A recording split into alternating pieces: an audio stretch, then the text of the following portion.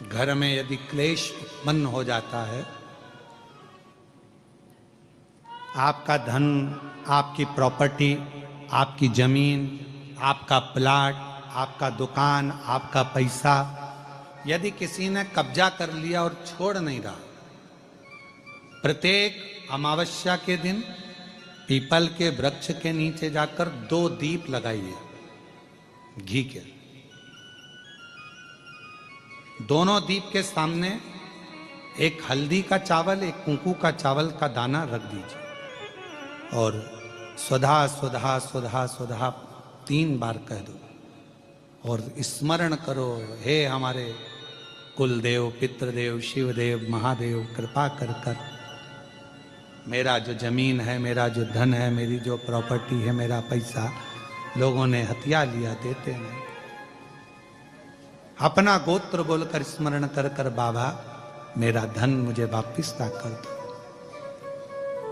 एक अमावस्या पर करो, फिर अगली अमावस्या करो, ऐसे 2-4 अमावस्या करोगे।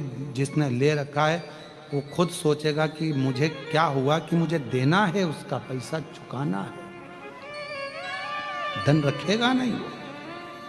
पितृ स्वधा का नाम स्मरण करते से जब हम सुधा सुधा सुधा सुधा कहते हैं, पितृ उसको स्वीकार करते हैं। जैसे अग्निदेव की धर्म पत्नी स्वाहा, क्या है, जम के बोलो जरा, स्वाहा। जब हम यज्ञ करते हैं सांकल्य देते हैं, ओम वैष्णवे स्वाहा, स्वाहा बोलते से ही अग्नि देवता की धर्म पत्नी उस भाग को देवताओं को देती है। उसी तरह तर्पण, तिलांजलि, पिंड, तर्पण आदि जितने भी हम पितरों के लिए कर्म करते हैं उसमें हम स्वधा स्वधा बोलते हैं। जब स्वधा बोलते हैं तो वो स्वधा पितरों को भाग देती है और पितरों से कहती हैं, ये मेरा बेटा दुखी है, इसको ये तकलीफ है, इसको ये कष्ट है, तुम इसका ये कष्ट पितृदेव मिटा दीजिए, महादेव की आज्ञा है, इसको सही कर दीजिए। करते हैं, श्रेष्ठ करते। ओम जयंती मंगलकारिणी भद्रकाली कपालिनी दुर्गा क्षमा शिवा स्वाहा स्वधा नमोस्तुते। ओम जयंती मंगलाकाली भद्रकाली कपालिनी दुर्गा क्षमा शिवा धात्री स्वाहा स्वधा नमोस्तुते। स्वधा का उच्चारण हमको सुख प्रदान करता है, स्वधा का उच्चारण हमें संपदा प्रदान करता है। अगर किसी व्यक्ति के जीवन में खो गया, कर्जे में डूब गया, कर्जा बहुत हो गया, पैसा चले गया, गाड़ी चली गई, मकान चले गया, सब गिरवे रखा गया, सब कुछ समाप्त हो गया, उसको प्रत्येक प्रदोष को, प्रत्येक अमावस्या को घी का दीप किसी भी पेड़ के नीचे, ये 5 वृक्ष बताए हैं पितृभाव के, उन 5 वृक्ष में से कहीं पर भी बड़, पीपल, आंवला, शमी, बेलपत्र आदि 5 वृक्ष में से किसी भी वृक्ष के नीचे प्रज्वलित करे और काम ना करे, उसका कर्जा चूकता ही है, चूकता। उच्चार महाराज शिव का उच्चार। और हे शंभु सरकार तेरी महिमा परंपार, तू जग का पालनहार, भोला कितना सुंदर हो, तुम कितने सुंदर हो। हे शंभु सरकार तेरी महिमा परंपार, तो जग का पालनहार, भोले कितने सुंदर हो, तुम कितने सुंदर हो।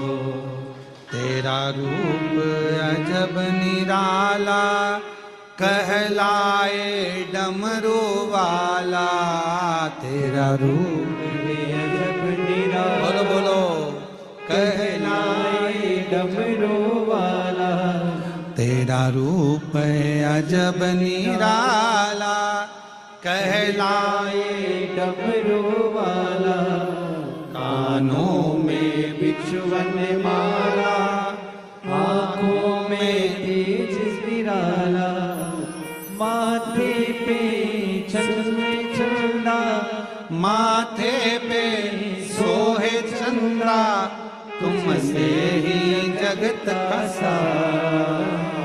हे शंभु सरकार। खड़े नहीं होना, बैठे रहो। एक लाइन गाएंगे बस। कितने सुंदर हो, कितने सुंदर हो। हे शंभु सरकार, तेरी महिमा अपरंपार, तू है पालनहार भोले, कितने सुंदर हो, कितने सुंदर हो। तेरा रूप है अजब निराला, कहलाए डमरू वाला। तेरा रूप है अजब निराला, कहलाए डमरू वाला, कानों में बिछुअन माला, आँखों में तेज उजाला। कानों में बिछुअन माला, आँखों में तेज उजाला, माथे पे सोहे चंदा, माथे पे सोहे चंदा, तुझ तुझ जगत का सार। हे शंभु सरकार, तेरी महिमा अपरंपार, तू है जग का आधार। भोले कितने सुंदर हो, कितने सुंदर हो। हे शंभु सरकार, तेरी महिमा अपरंपार, तू है जग पालनहार भोले, कितने सुंदर हो, कितने सुंदर हो। भोले कितने सुंदर हो, ओ भोले कितने सुंदर। हार हार। बड़े भाव से बाबा को प्रार्थना करिएगा। श्री शिवा नमस्तु, श्री शिवा नमस्तु, श्री शिवा नमस्तु, श्री शिवा नमस्तु, श्री शिवा नमस्तु, श्री शिवा नमस्तु। भोला सब दुख काटो मारा, ओ भोला सब दुख काटो मारा। शिव शंकर जपूं तेरी माला, भोले बाबा जपूं तेरी माला, भोला सब दुख काटो मारा। ओ भोला सब दुख काटो मारा। वेश है मंगल मंगलकारी, वेश है मंगल मंगलकारी। शमशान वासी हमारा, शमशान वासी हमारा। ओ भोला सब दुख काटो मारा। ओ भोला सब दुख काटो मारा।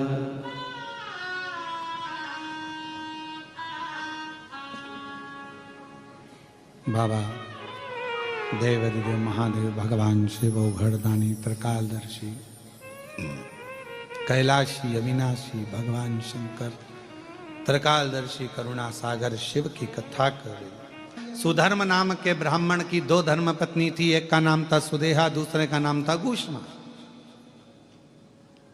सुदेहा के बेटा नहीं था, संतान नहीं थी, घूष्मा के संतान थी। पहली औलाद हुई, संतान हुई, तो उसने अपने पति के कहने पर सुदेहा को वो संतान घूष्मा ने दे दी। सुदेहा ने उसको पाल पोस कर बड़ा कर। सुनिए ना कथा सबने, आप तो कृष्णेश्वर के हो तो सुन के रखे होगे, बल्कि तुम्हारे यहां कोई मेहमान आता होगा तो उसको भी सुना देते हो।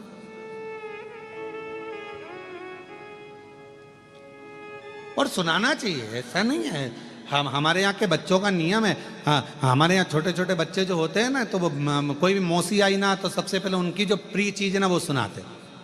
बच्चों की आदत है, मौसी ये देखो, मौसी जो प्रिय चीज है। तो अपने यहाँ की सबसे प्रिय चीज क्या है? पूरे बेरुल की सबसे प्रिय चीज मेरे कृष्णेश्वर महादेव। जैसे ही कोई आए सबसे पहले उनके बारे में बताया जाए कि हमारे यहाँ ये है। पर हमारे यहाँ उल्टी रीति कर दी। बेरुल के कृष्णेश्वर महादेव का तो नाम तुम लोग कम लेते हो और गुफा का नाम ज्यादा लेते हो।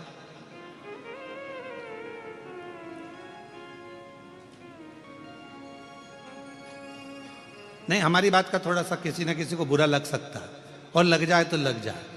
एक गिलास गर्म पानी और ठंडा पानी दोनों मिला के पी जाओ, कोई दिक्कत वाला बात। आज दुनिया के लोगों ने, हम कहना नहीं चाहेंगे परंतु लोग समझ जाएंगे हमारी भाषा, आज दुनिया के लोगों ने गुफा को तो प्रसिद्ध कर दिया, पर बेरुल के जो 12वां ज्योतिर्लिंग है, जिस ज्योतिर्लिंग पर पूरे 12 ज्योतिर्लिंग का केंद्र माना जाता है, उसको लोगों ने नीचे दबाने का प्रयास किया।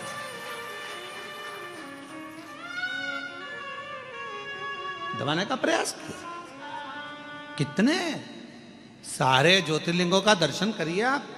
और मेरे को उम्मीद है कि आप जितने बैठे हो, जितने भी आस्था चैनल पर सुन रहे हैं, जितने फेसबुक यूट्यूब पर कथा को श्रवण कर रहे हैं, और जितने यहाँ बैठकर कथा श्रवण कर रहे हैं, आप सब 12 ज्योतिर्लिंग में भ्रमण कर कर आइए। सारे ज्योतिर्लिंगों में जाकर देखोगे आपको खड़े रहना पड़ रहा है, जाना पड़ रहा है, भीड़ लग रही है, व्यवस्था ऐसी है वैसी है, ये हो रहा है वो हो रहा है। और यहाँ क्यों? क्योंकि हम लोगों ने बेरुल के ज्योतिर्लिंग को, कृष्णेश्वर बाबा को तो हमने प्रसिद्ध करने का प्रयास ही नहीं किया।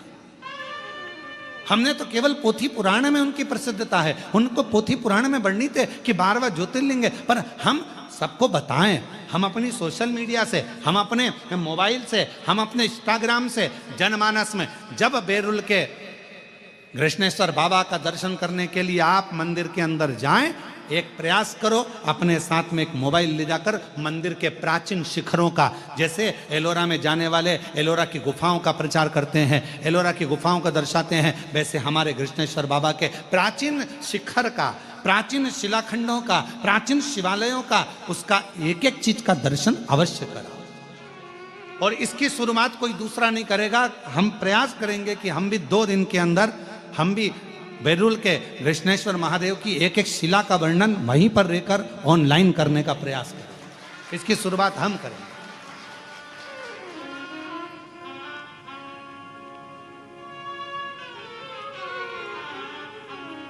हमारी कैमरा टीम आस्था वालों की भी और हमारे साथ की कैमरा टीम को हम लेकर जाएंगे और वहां खड़े होकर बताएंगे ये शिखर है, इतने साल पुराना, इसका ये अस्तित्व है। ये सुधर्म नाम के ब्राह्मण के सुंदर एक सुदेहा और घूष्मा के चरित्र से ये कृष्णेश्वर महादेव की ये पवित्र धरा एक आनंदित हुई है। ये वो धरा है जहां पर संत, साधु, सन्यासी, तपस्वी, साधक, उपासक तप कर कर कर चले जाते हैं। और जब वो तप कर कर जैसे ही उनकी कुटिया में पहुंचते हैं, वहीं पर मेरे 12 ज्योतिर्लिंग कृष्णेश्वर महादेव के साथ खड़े मिलते हैं। स्वयं शिव के 12 प्रतिबिंब स्वरूप मिल जाते हैं। ये वो कृष्णेश्वर की,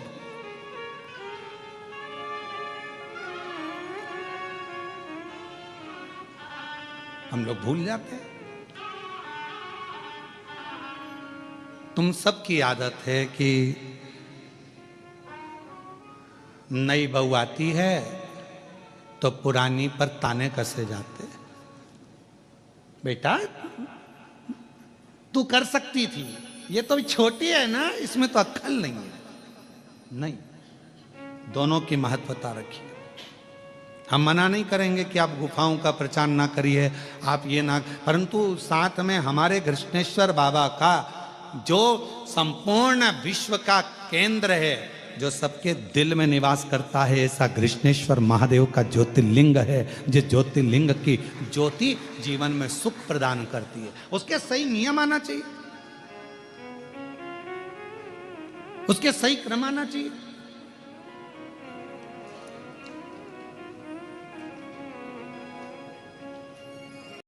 क्यों लिखा स्कंद पुराण में कि 12 ज्योतिर्लिंग में से एक ज्योतिर्लिंग कृष्णेश्वर बेरुल।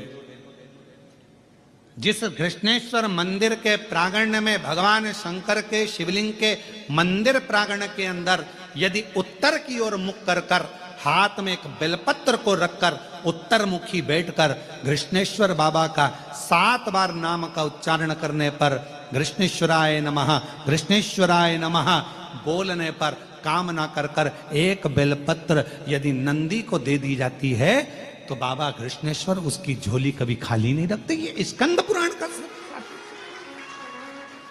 हम क्यों छोड़े?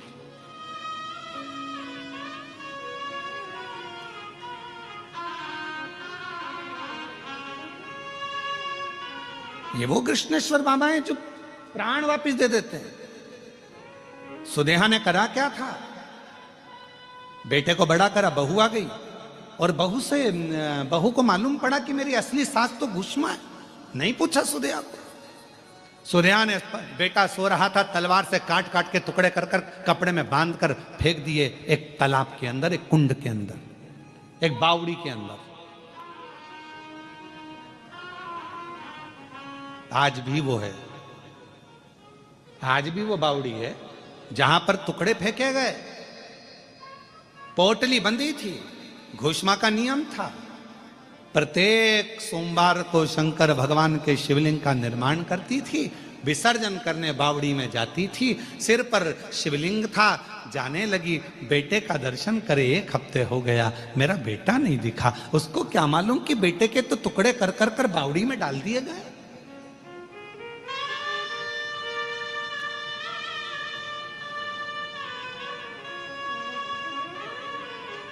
उसको क्या मालूम कि बेटे के तो टुकड़े कर दिए गए, बावड़ी में पटक दिए गए। सुदेहा ने उसके टुकड़े टुकड़े कर 1 हफ्ता हो गया मरे हुए, टुकड़े हुए। घोषमा को नहीं मालूम कि मेरा बेटा मर चुका है। और घोषमा तो अब सिर पर शंकर का शिवलिंग है, विसर्जन करने जा रही है। और विसर्जन करते करते उसके मन में आया, 1 हफ्ते से मैंने बेटे के दर्शन नहीं करे। शिव महापुराण की कथा का उमाखंड कहता है, शंकर को जल चढ़ाते समय, शिव की आराधना करते समय, पार्थिव लिंग का पूजन करते समय, बेलपत्र चढ़ाते समय, शिव मंदिर में झाड़ू लगाते समय तुम्हारे मन के अंदर जो भाव आता है शंकर भगवान को, उसे तुरंत पूर्ण करना ही पड़ता है, चाहे कुछ भी। शिव को उसको पूर्ण करना पड़ता है, भगवान शंकर को उसे पूर्ण करना पड़ेगा, भगवान शंकर को उसको संभालना पड़ेगा। और कृष्णेश्वर महादेव वो तो अपने मन में बस भगवान शिव का शिवलिंग मस्तक पर है और चली जा रही है। हर शंभो हर हर शंभो, हर शंभो हर हर शंभो, हर शंभो हर हर शंभो, हर शंभो हर हर शंभो, हर शंभो हर हर शंभो, हर शंभो हर हर शंभो, हर शंभो हर शंभो, हर हर शंभो, हर शंभो हर हर शंभो। मन से उच्चारण कर रहे, मन से उच्चारण करती रहे, हर शंभो हर हर शंभो, हर शंभो हर, मन से उच्चारण करती चली जा रही है, स्मरण करती चली जा रही है। हर शंभो हर हर शंभो, हर शंभो हर हर शंभो, हर शंभो हर हर शंभो, हर शंभो हर, उच्चारण कर रही है, चली जा रही है, जाती जा रही है, जाती जा रही है।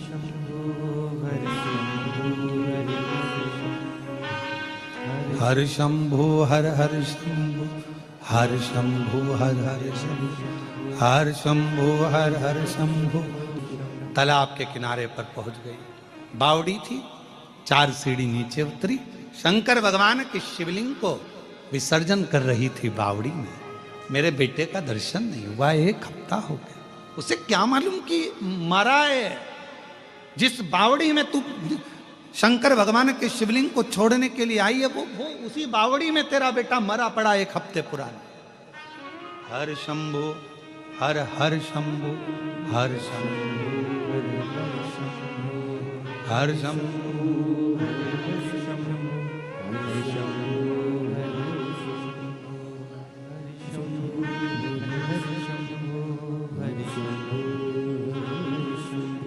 शिवलिंग लिया, स्मरण किया, जल में पात्र को नीचे किया, पात्र को नीचे।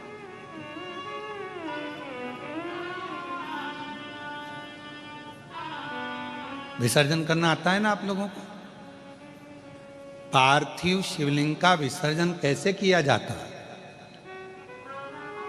पार्थिव शिवलिंग अगर आपने थाली के अंदर, पाटे के अंदर कोई सामग्री पर कोई ऊपर बनाया है तो उसका विसर्जन कैसे करा जाता है? पार्थिव शिवलिंग का विसर्जन करते समय जिस पात्र पे पार्थिव शिवलिंग बना हुआ है उस पात्र को नदी में शिव का नाम लेकर जल में उस पात्र को नीचे डाला जाता है, पात्र को पकड़ा जाता है और शिवलिंग को नीचे की ओर ले जाया जाता है। जब शिवलिंग पानी में थोड़ा कम दिखे उस समय पर उसको धीरे से फिर जल में छोड़ दिया जाता है। जब थोड़ा कम दिखे, थोड़ा हाथ पानी में नीचे करा जाता है और नीचे कर कर फिर उसकी फूल पत्ती जब पानी में ऊपर आ जाए, दिखने लगे, तब शिवलिंग को धीरे से खसका दिया जाता है, जल में उसको विसर्जन कर दिया जाता है। क्यों? अगर तुमने पार्थिव शिवलिंग का विसर्जन करा और उसको तुम थाली में बना कर ले गए हो, पाटे पे बना कर ले गए, अब तुमने उसको उठाया तो टूटेगा कि नहीं टूटेगा? बोलो, जम के बोलो जरा। टूट जाएगा। तो इसको सबसे पहला विसर्जन करने के पहले जब पार्थिव शिवलिंग तुमने बना लिया, बनाने के बाद उसको जल के अंदर लेकर, जब पूजन करने के बाद जब जल के अंदर लेकर जाओगे तो उसकी फूल पंखड़ी अपने आप पानी में तैरने लगेगी और शिवलिंग जल में चला गया, मतलब तुमने विसर्जन कर दिया। अब भले तुम धीरे से उसको, जो पार्थिव बनाया है, तुम धीरे से उसको पानी में फिर धीरे से विसर्जन कर सकते हो। हर शंभो हर हर शंभो हर शंभो हर हर शंभो हर शंभो हर हर शंभो हर शंभो विसर्जन। जैसे ही घोषमा ने जल में भगवान शंकर के पार्थिव शिवलिंग का विसर्जन करा, इतनी देर में तो जो कपड़े में उसके टुकड़े बंधे थे, जो मर चुका था 1 हफ्ते पहले, वो कपड़े में से निकलकर तैरता तैरता बावड़ी में से पुत्र बाहर निकल कर आ गया। बेटा हर शंभो हर हर शंभो हर शंभो हर हर शंभो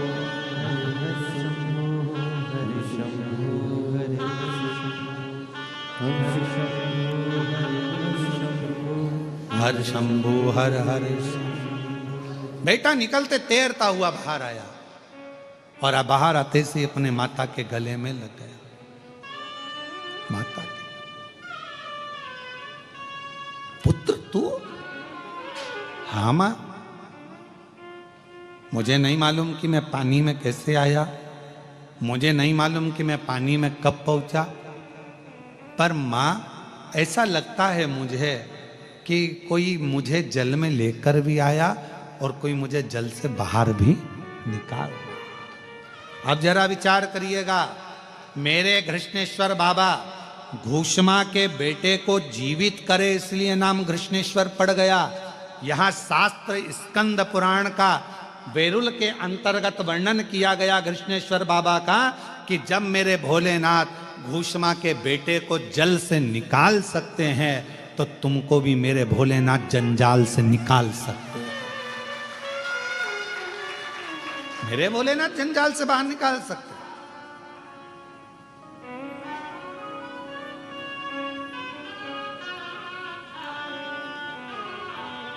हम शिव को जान नहीं पा रहे, हम शंकर को पहचान नहीं पा रहे।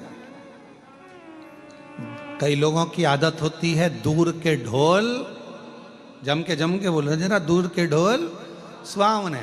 अपने नजदीक में कृष्णेश्वर बाबा बैठे हैं, अपने नजदीक में भगवान शंकर बैठे हैं, अपने नजदीक में 12 ज्योतिर्लिंग में से ऐसा ज्योतिर्लिंग विराजमान है जो संसार से मुक्त कर देता है। हमारे नजदीक में भगवान शंकर का वो ज्योतिर्लिंग विराजमान है कृष्णेश्वर महादेव जो संसार से मुक्त कर देता है। हमारे नजदीक में कृष्णेश्वर ज्योतिर्लिंग एक ऐसा ज्योतिर्लिंग विराजमान है जो हमें संसार सागर से मुक्त कर देता है। हमारे जीवन काल में मृत्यु लोक में संसार सागर में स्वयं स्कंद पुराण कहती है, शिव पुराण कहती है कि 12 ज्योतिर्लिंग में से एक ज्योतिर्लिंग कृष्णेश्वर महादेव एक ऐसे हैं जिनका दर्शन कर लेने पर 12 ज्योतिर्लिंग के दर्शन का फल प्राप्त हो जाता है।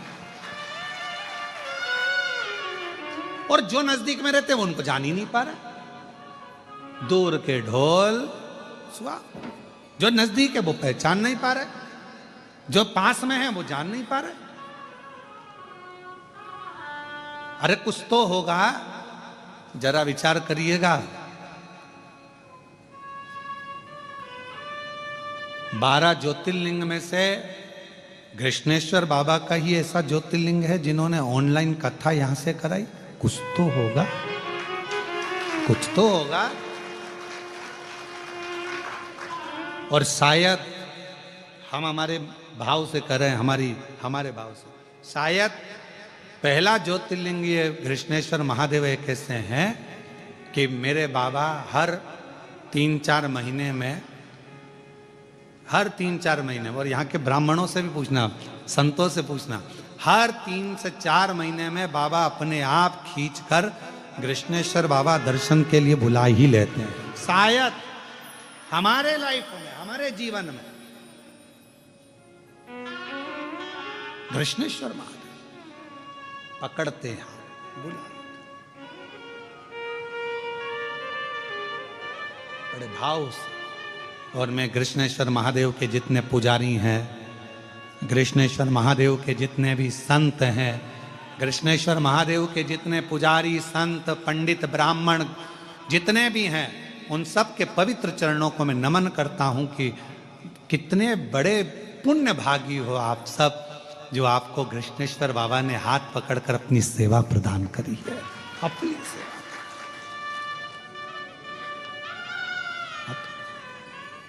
जब भी जन्म मिलेगा सेवा करेंगे तेरी, कहते तुमसे बाबा शरण पड़ेंगे तेरी। देना साथ हमारा बाबा बन कर के तुम साथी, देना साथ हमारा बाबा बन कर के तुम साथी।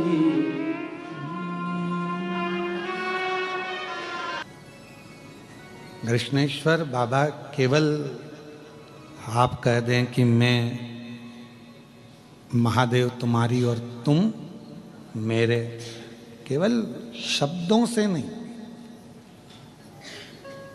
आपका पूरा समर्पण भगवान शंकर के प्रति होना चाहिए। तो शिव अपने आप पर करुणा करना प्रारंभ कर देते। समर्पण हो, कुछ चीजें अपने आप मिलती है। आगी के पास जाओगे तो गर्माहट मिलेगी कि नहीं मिलेगी? बोलो, जम के बोलो, मिलेगी ना। पानी के पास जाओगे तो शीतलता मिलेगी कि नहीं मिलेगी? जम के बोलो, मिलेगी। जब आगी के पास जाओगे तो गर्माहट मिलती है, पानी के पास जाते हैं तो शीतलता मिलती है, तो शिव जी के पास जाते हैं तो मन की जो कामना होती है वो पूरी मिलती ही मिलती है।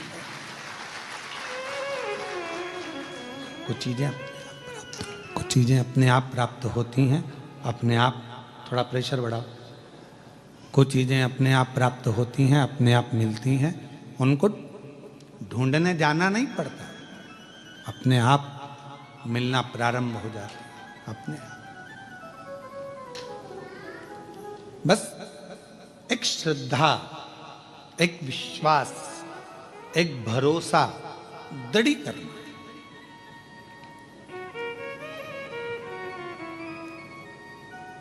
घुष्मा को तो मालूम ही नहीं था कि मेरा बेटा मर गया।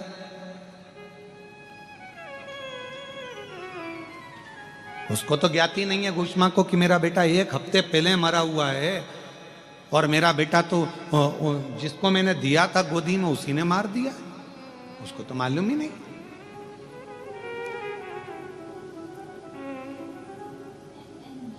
अब कौन होगा जो 1 हफ्ते पहले मरे हुए टुकड़े टुकड़े जो पानी में पड़े हुए हैं वो सड़ गए होंगे, गल गए होंगे, पर मेरे शंकर भगवान, यही कृष्णेश्वर महादेव, यही मेरे शंभु, यही मेरे शंकर, यही मेरे त्रिकालदर्शी, यही मेरे कैलाशी अविनाशी शिव, मेरे शंकर ओघड़दानी शंभु ऐसी कृपा कर दी है कि वो 1 हफ्ते पहले मरे हुए उस बच्चे को जीवित कर कर सामने लाकर खड़ा कर दिया।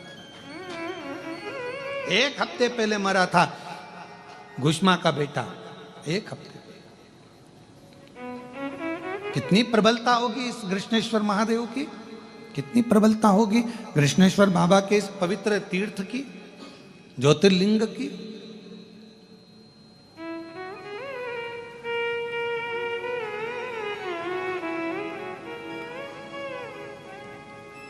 महाराज शिव महापुराण की कथा कर रही है, भगवान शंकर का चरित्र कह रहा है। भटकना छोड़ो,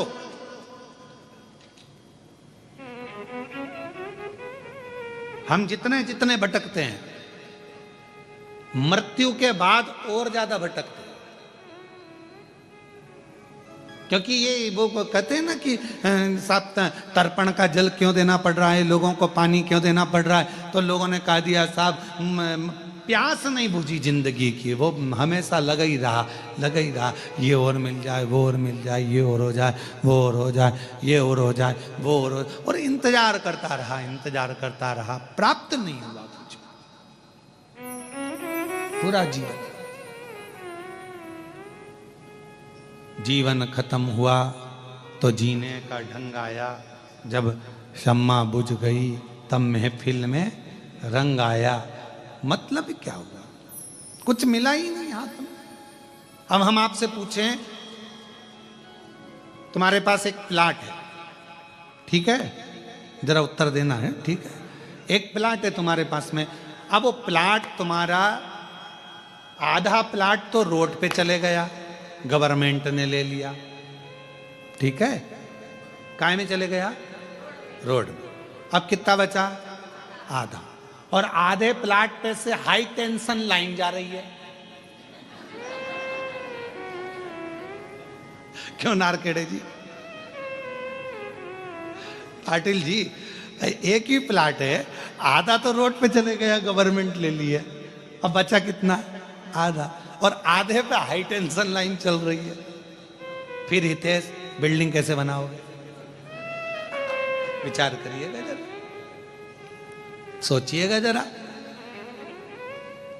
तो जो चतुर प्लाट वाला होता है वो सोचता है आधा गवर्नमेंट की रोड में चले गया, आधे पर हाई टेंशन लाइन चल रही है, इससे तो अच्छा है इस प्लाट को बेच दूं, कोई ले ले औने पौने में थोड़े बहुत पैसे में, तो कहीं दूसरी जगह जाके अपना काम चालू करूं, दूसरा मकान बनाऊंगा। कोई बनाएगा हाई टेंशन लाइन के नीचे मकान, अरे बोलो तो जम के, नहीं, काम कहीं नहीं, आधा तो चले गया रोड पे, बचा आधा, ऊपर से हाई टेंशन लाइन जा रही, तो बिल्डिंग बन नहीं सकती, मकान बन नहीं सकता, परमिशन मिलेगी नहीं, तो करना क्या, बेच दो इसको, आधे को दे दो इसको। क्या करना है, दे दो फिर इसको भाई। बस ऐसी ही हमारी जिंदगी है। आधी जिंदगी 100 साल के, तो अब आज के जमाने में 100 साल के तो बहुत कम जीते हैं, ठीक है, कोई वो तो ऊपर से सील ठप्पा अच्छा जोरदार लगा के लाया हो तो बात दूसरी, और कोई शंकर जी का प्रिय भक्त हो तो भगवान शंकर लड़ झगड़ के इसको 100 साल तो पूरा कर ही देते, फिर भी अपन 100 साल मानो। अब 100 साल की जिंदगी में आधे 60 साल, अपन 60-50 साल तो तुमने परिवार को दे दिए, ठीक है, मतलब आधा प्लाट तो तुम्हारा गवर्नमेंट ने ले लिया रोड बनाने में, अब बचा कितना, आधा। अब आधे पर हाई टेंशन लाइन चल रही है, कम मर जाओ, कोई भरोसा, आधे पर हाई टेंशन लाइन, मृत्यु कभी भी आ सकती है, 50 के बाद ऐसा लगने लगता है कि अब मैंने सब कर दिया है, अब कोई भरोसा नहीं है। लोग अपनी अपनी पत्नी और बच्चों को बताना चालू कर देते हैं, अपने 2 प्लाट इधर है, मकान उधर है, और ऐसा रखा है, मैंने इतना कर दिया है, बैंक का बैलेंस ऐसा है, दुकान व्यापार ऐसा है, वहाँ से माल लाते हैं, पुणे से लाकर मुंबई की ओर जाकर ऐसा करते हैं। सब चीज बताना प्रारंभ कर दिया। मतलब तुम्हें मालूम पड़ गया हाई टेंशन लाइन, चल हाई टेंशन लाइन चल हाई टेंशन लाइन चल रही।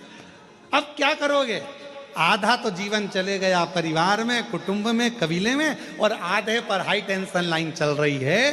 तो एक निवेदन है, समझदार बन जाओ, इस प्लाट पर अपना कब्जा मत रखो। अब एक काम करो, इसको निकाल दो, मतलब अब इस प्लाट को कृष्णेश्वर महादेव को सौंप दो, बस काम खत्म, अच्छा हो गया। अब अपने को कुछ नहीं सोचना, हम तो बाबा के भरोसे चलते हैं, हम तो बाबा के भरोसे चलते हैं। ये दुनिया वाले जलते हैं, ये दुनिया वाले जलते हैं, हम तो बाबा के भरोसे चलते हैं।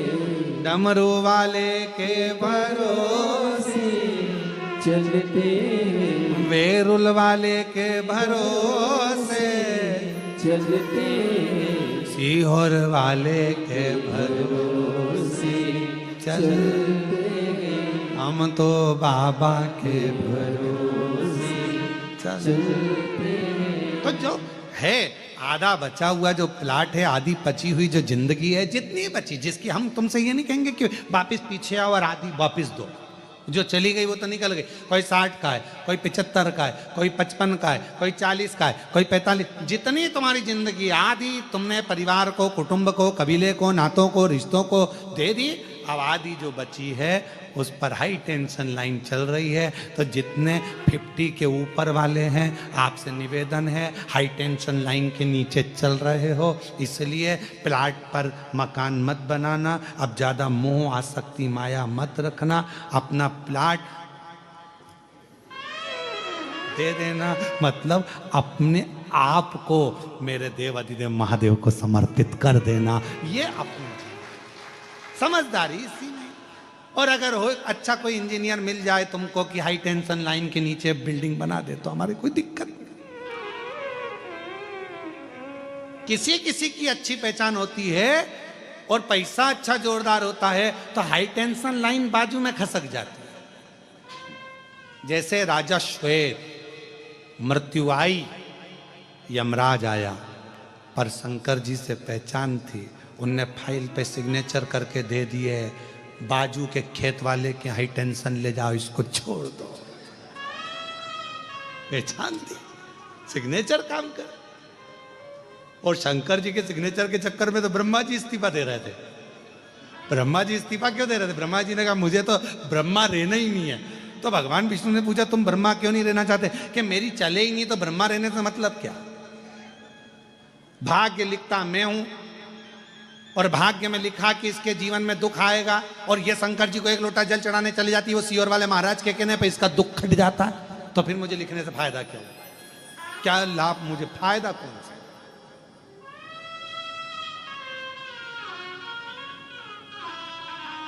चल रही है हाई टेंशन लाइन ऊपर से, बिल्डिंग नहीं बन सकती, मकान नहीं बन सकता, तो प्लाट दे दो, बेच दो।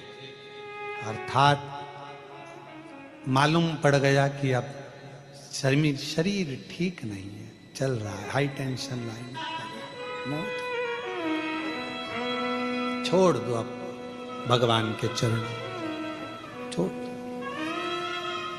रोज प्रतिदिन भगवान को प्रणाम कर कर महादेव नमन चरणों में स्वीकार कीजिए, सबका किया है मेरा भी उद्धार कीजिए, उद्धार कीजिए। हे त्रिपुंडधारी है त्रिशूलधारी है त्रिपुंडधारी है त्रिशूलधारी चरणों में तेरे बाबा जी पावन है चारों धाम। तेरी देव करते वंदना पूजे हैं सीताराम। चरणों में तेरे बाबा जी पावन है चारों धाम। तेरी देव करते वंदना पूजे हैं सीताराम। हो जाए पूरी कामना हो जाए पूरी कामना उपकार कीजिए सबका किया है मेरा भी उद्धार कीजिए उद्धार कीजिए। है त्रिपुंडधारी है त्रिशूलधारी। भगवान के प्रति समर्पण के भाव को प्रबल बनाओ, केवल कहने से नहीं भाई। कई लोग कह देते तू बोले तो मैं तेरे लिए जान दे दूं, मत दे 5 लाख रुपए दे दे। जान नहीं चाहिए। वो 5 लाख कहां से लाऊंगा? तो अभी तो कह रहा था जान दे दूं।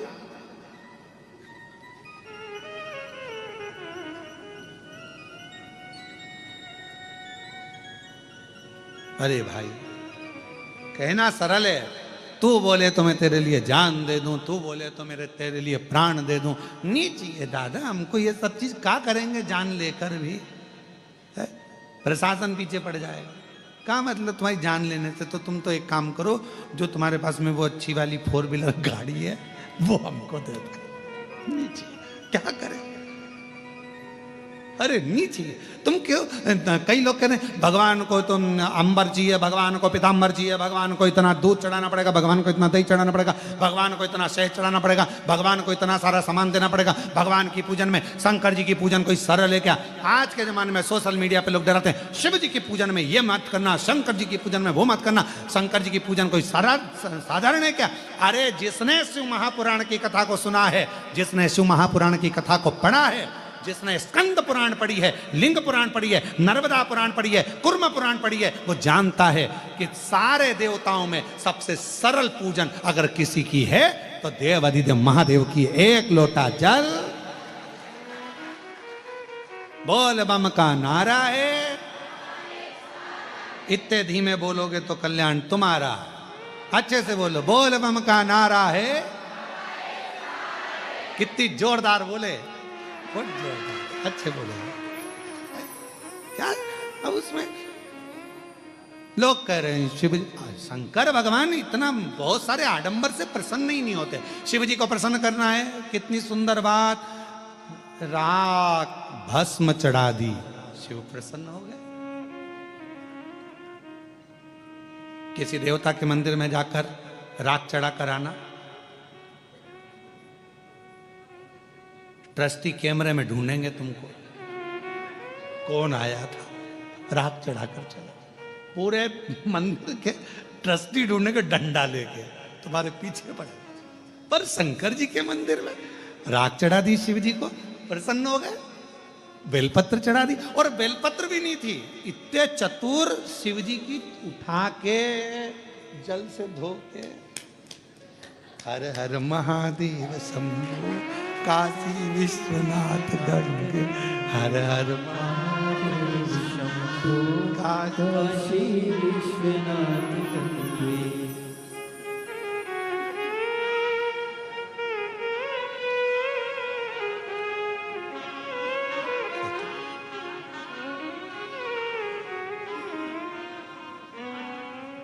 और शंकर जी भी इतने खुश, कितना भोला है, मेरा ही मेरे को दे दिया है। शिव जी तो जानते हैं तेरा है क्या संसार में, क्या लेकर आए थे, तुम्हारा क्या था, मुट्ठी बांधे आए जग में, क्या लेकर आए थे? कुछ नहीं, एक तन पर कपड़ा भी नहीं था, नग्न वेश था, कुछ भी तुम्हारा नहीं था। वो तो शंकर भगवान ने तुमको अच्छे घर में जन्म दे दिया, शिव जी ने अच्छे कुल में जन्म दे दिया, अच्छे महाराष्ट्र में जन्म दे दिया, और अच्छे कुल में जन्म दिया, बेरुल में जन्म दे दिया, और क्या चाहिए, अच्छा परिवार दे दिया, इतने अच्छे पत्नी पति बच्चे कुटुंब कबीला सब अच्छा दे दिया, और तो और सारा डिपार्टमेंट एक नंबर का दिया, दोनों नेत्र दिए, श्रवण शक्ति दी, हाथ दिए, पांव दिए, जीवान भी पूरी पूरी दी। उसने कितनी कृपा करी तुम पर। एक आध डिपार्टमेंट गड़बड़ करके भेजा था तो कितनी कृपा कर, उसने दया कर कर तुम्हारे पर भेजा, करुणा कर कर। कान भी दो। किसी ने पूछा गुरुजी भगवान ने दो कान क्यों दिए? सुनाई तो इन दो छेदों से देता है, तो इसको देने की जरूरत क्या थी भगवान को? हमने कहा तुम्हारा बुढ़ापा आएगा तो चश्मे का स्टैंड कहां?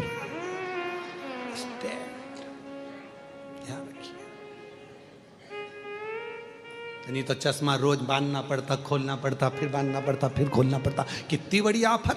तो भगवान ने दो स्टैंड देकर भेजे हैं तेरे बुढ़ापे के लिए। स्टैंड क्यों गुरुजी? भगवान ने हाथ दो दिए, किडनी दो दी, नेत्र दो दिए, श्रवण शक्ति दो दी, जीवान एक क्यों दी? हमने कहा एक बहुत है, एक बहुत। ये कितनी गजब कर रही है कि पूरे मोहल्ले में आग लगा दे। दो दे देता तो हालत खराब कर, तो अच्छी एक। और पूछो बेचारी सासुओं से, तुरंत कह देगी अच्छा है भगवान ने तो कोई एक जीवान दी बहू। और बहू से पूछो सास के लिए, अच्छा हुआ मम्मी तुम्हारी एक जीवान है, नहीं तुम दो चार होती तो तुम क्या करती? एक है, कृपा है। अब यहां शिव तत्व कह रहा है, भगवान शंकर की कथा कर रही है, भगवान कितना कृपा सागर, कितना दयालु, कितना करुणा सागर। और हम कहें कि मैं शिव का शिव, मेरा कहने से कुछ नहीं होगा, उसको अपना बनाना पड़ेगा। दक्ष प्रजापति, राजा के दक्ष प्रजापति की एक बेटी थी। वैसे तो 60 कन्याओं का सुंदर सुंदर चरित्र वर्णन आता है, उसमें रति का, प्रसूति का, उसमें रति का, सती का, माता प्रसूति के गर्भ से जन्म बताया गया है, और बहुत सुंदर सुंदर भाव बताया गया, बहुत सुंदर। उसमें एक ब्रह्मा जी द्वारा प्रकट करी गई एक कन्या, जिसको दक्ष प्रजापति को दिया गया, जिसका नाम था स्वधा। क्या नाम है? स्वधा। बड़ी सुंदर कन्या, इतनी सुंदर। दक्ष प्रजापति उस स्वधा नाम की कन्या को खूब आनंद से स्नेह करते, प्रेम करते, उसको बेटी के आनंद में उसको पालन करते। स्वधा भगवान देवाधिदेव महादेव की साली भी लगती है, क्योंकि बड़ सास भी लगती है। क्यों? क्योंकि प्रसूति की एक बेटी सती है, तो माता प्रसूति की एक बेटी स्वधा भी है, रति भी है, रोहिणी भी है, चंद्र को भी आई। ऐसी कई बेटियों का चरित्र दक्ष प्रजापति के यहाँ आता है। आप और हम शिव महापुराण में भगवान देवाधिदेव महादेव के इन पवित्र चरित्रों का स्मरण करते हैं। कई चरित्र। और स्वधा छोटी है, छोटी, पर स्वधा का नियम था।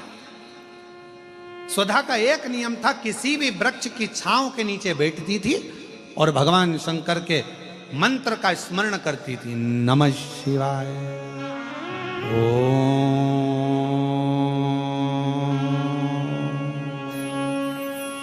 नमः शिवाय, नमः शिवाय,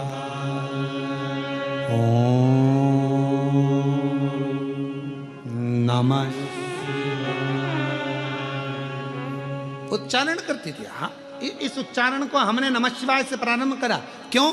क्योंकि हमारा शास्त्र कहता है पुरुष ओम नमः शिवाय का जाप करे, स्त्री नमः शिवाय से ओम तक पहुंचे, फिर नमः शिवाय से ओम का स्मरण। आज के समय में बहुत सारे झंझट उत्पन्न कर दिए। ये माताएं ओम मत बोलो, स्त्री ओम ना बोले, ये ओम ना बोले, वो नमः शिवाय का ऐसा जाप करे, वो वैसा। तो श्री शिवाय नमस्तुभ्यम दिल से बोलो, बिना भटके।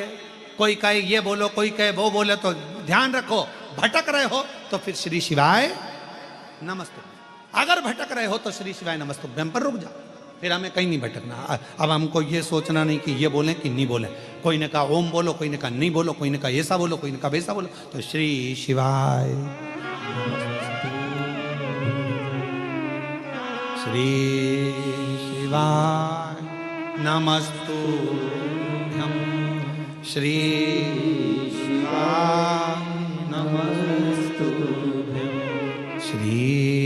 शिवाय नमस्तुभ्यं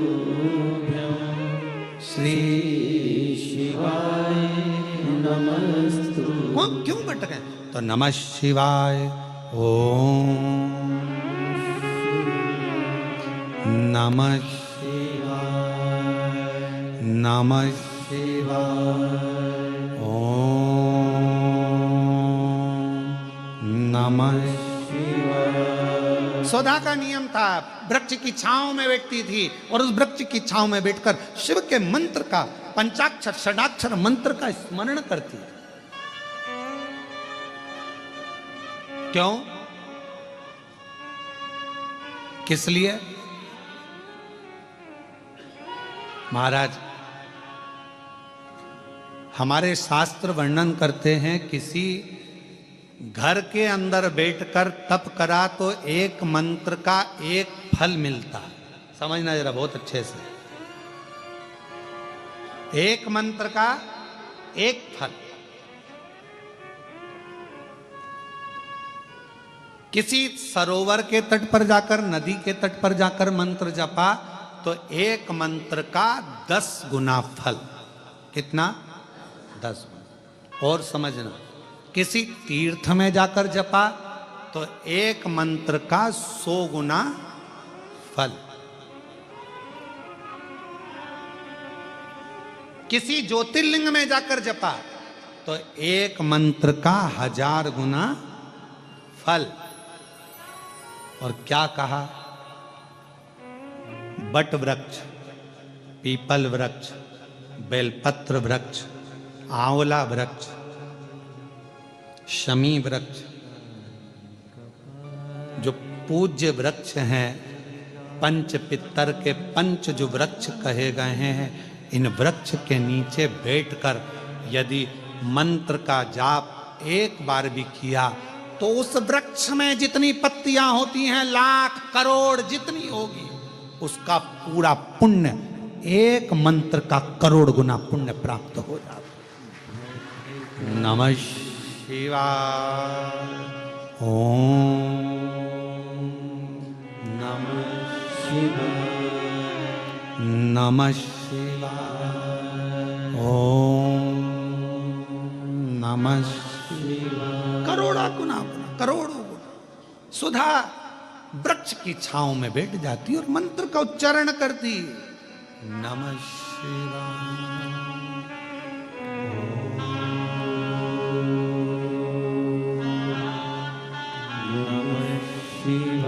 बैठी है, सुधा जप कर रही है, मंत्र उच्चारण कर रही है।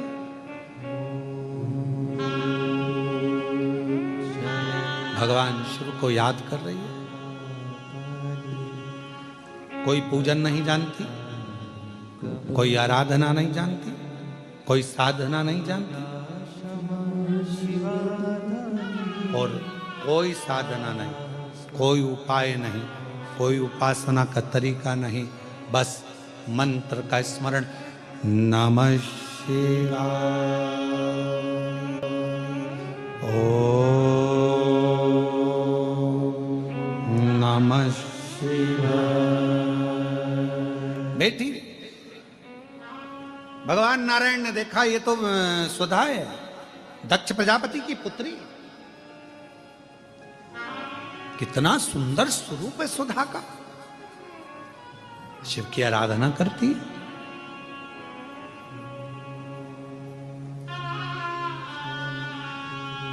दक्ष प्रजापति की जितनी बेटियां थी सबको, सबके पुण्य को देखा गया।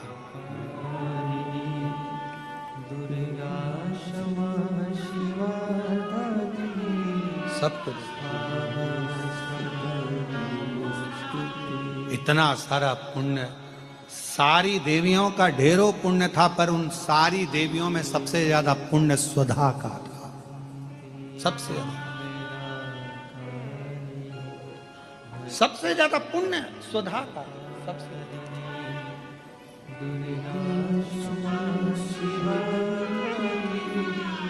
और आप लोग एक मंत्र का उच्चारण हमेशा करते आए मां जगत जननी के, जगत जगदम्बा के। उसमें सुधा का स्मरण देखिएगा कितना प्रबल है। ओम जयंती मंगला काली भद्रकाली कपालिनी दुर्गा क्षमा शिवा दात्री स्वाहा स्वधा नमस्तुते। ओम जयंती मंगला काली भद्रकाली कपालिनी दुर्गा क्षमा शिवा धात्री स्वाहा स्वधा नमस्तुते। ओम जयंती मंगला काली भद्रकाली कपालिनी दुर्गा क्षमा शिवा धात्री स्वाहा स्वधा नमस्तुते। श्री महापुराण की कथा कर रही है। स्वधा इतना तप कर ली, इतना तप, क्योंकि एक तप उसका प्रबल था कि वृक्ष की छांव में बैठकर भगवान के मंत्र का उच्चारण करना। भगवान के मंत्र का उच्चारण, भगवान के मंत्र का उच्चारण, और लगातार भगवान शिव को। तो फिर निवेदन करूं, घर में बैठकर जपा एक मंत्र एक फल, मंदिर देवालय शिवालय नदी तीर्थ में 1000 फल मिल जाएंगे, तीर्थ में 1000 मिल जाएंगे, पर किसी पंच वृक्ष बट आंवला बेलपत्र पीपल शमी, इन वो वृक्ष हैं जिन वृक्ष की छांव में बैठकर यदि एक बार भी आपने मुख से शंकर का नाम लिया है, श्री शिवाय नमस्तुभ्यम कहा है, नमः शिवाय कहा है, ओम नमः शिवाय कहा है, तो उसका फल हजारों हजारों गुना प्राप्त हो। इसलिए क्या कहा गया, जब हम तुलसा जी की परिक्रमा करते हैं, माँ तुलसा को जल अर्पित करते हैं, तुलसी के क्यारे की परिक्रमा करते हैं, उस समय पर आपके मुख से यदि एक मंत्र निकला है तो तुलसी के क्यारे में जितनी मंजरी होती है, तुलसी के क्यारे में जितनी पत्तियां होती हैं, तुलसी के क्यारे में जितनी मिट्टी होती है, तुलसी के क्यारे में जितने जीव होते हैं, सबके पुण्य फल हमारे खाते में चले जाते हैं। उतना फल प्राप्त हो जाता है एक तुलसा के पौधे की परिक्रमा करते समय मंत्र जप से। ओम जयंती मंगला भद्रकाली कपालिनी दुर्गा क्षमा शिवा स्वाहा स्वधा नमस्तुते।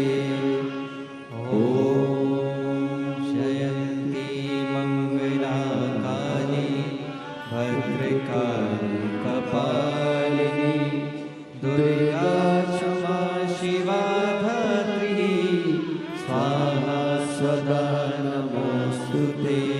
भगवान शिव की उच्चारण कर रही है वृक्ष के नीचे।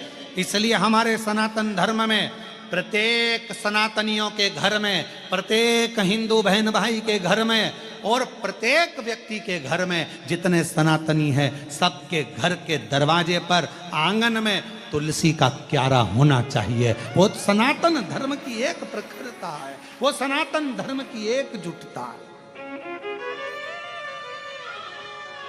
एक तुलसी का क्यारा मेरे हनुमान जी ने देखा था विभीषण के दरवाजे। हनुमान जी विभीषण के यहां प्रवेश कर गए। जब हम तुलसी के क्यारे में जल चढ़ाते हैं, तुलसी के क्यारे के पास खड़े होकर भगवान के मंत्र का उच्चारण करते हैं। नमः शिवाय बोलो, नारायण का मंत्र बोलो, ओम नमः भगवते वासुदेवाय बोलो, राम नाम, कृष्ण नाम, शिव नाम, जो तुम जपना चाहो वो जपो। तुम एक बार जपोगे तुलसी के क्यारे के पास खड़े होकर, हजारों गुना फल अपने आप प्राप्त हो जाए। घर में ही, तुम्हें कहीं जाना ही नहीं, घर के अंदर ही।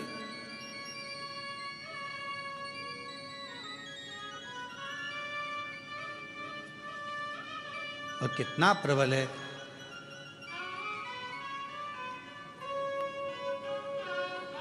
साधु चले पौआ पौआ, चींटी ने बचाई के। साधु चले पौआ पौआ, चींटी ने बचाई के। और राजा चले हाथी घोड़ा, पालकी सजाई के। राजा चले हाथी घोड़ा, पालकी सजाई के। तुलसाम गन भई, हरि गुण गाई के। तुलसाम गन भई, हरि गुण गाई के। हरि गुण गाई के, प्रभु गुण गाई के। तुलसा कब मगन होती है, तुलसा कब प्रसन्न होती है, वृक्ष कब प्रसन्न होता है, बेलपत्र का वृक्ष कब प्रसन्न होता है, शमी का वृक्ष कब प्रसन्न होता है, बेलपत्र का वृक्ष, बट वृक्ष कब प्रसन्न होता है। उसकी प्रसन्नता होती है जब हम भगवान के मंत्र का उच्चारण करते हैं। हरि गुण गाई के, प्रभु गुण गाई के। आप भी बोलो, हरि गुण गाई के, प्रभु गुण गाई के। अरे तुलसाम गन भई, हरि गुण गाई के। तुलसाम गन हरि। ये स्थान भगवान जहाँ बेल, आप लोग कभी कुबरेश्वर धाम गए होगे तो बेलपत्र की वाटिका में अगर पहुँचे होगे, जहाँ खुला हुआ मैदान है, जहाँ कथा होती है उसके पीछे की साइड में खुला मैदान है, वहाँ 21 बेलपत्र के वृक्ष हैं बड़े बड़े। उसी की वाटिका के आसपास बैठकर लोग मंत्र का जाप कर। आप अगर कुबरेश्वर धाम गए होगे तो वट वृक्ष की छांव में बैठे होगे।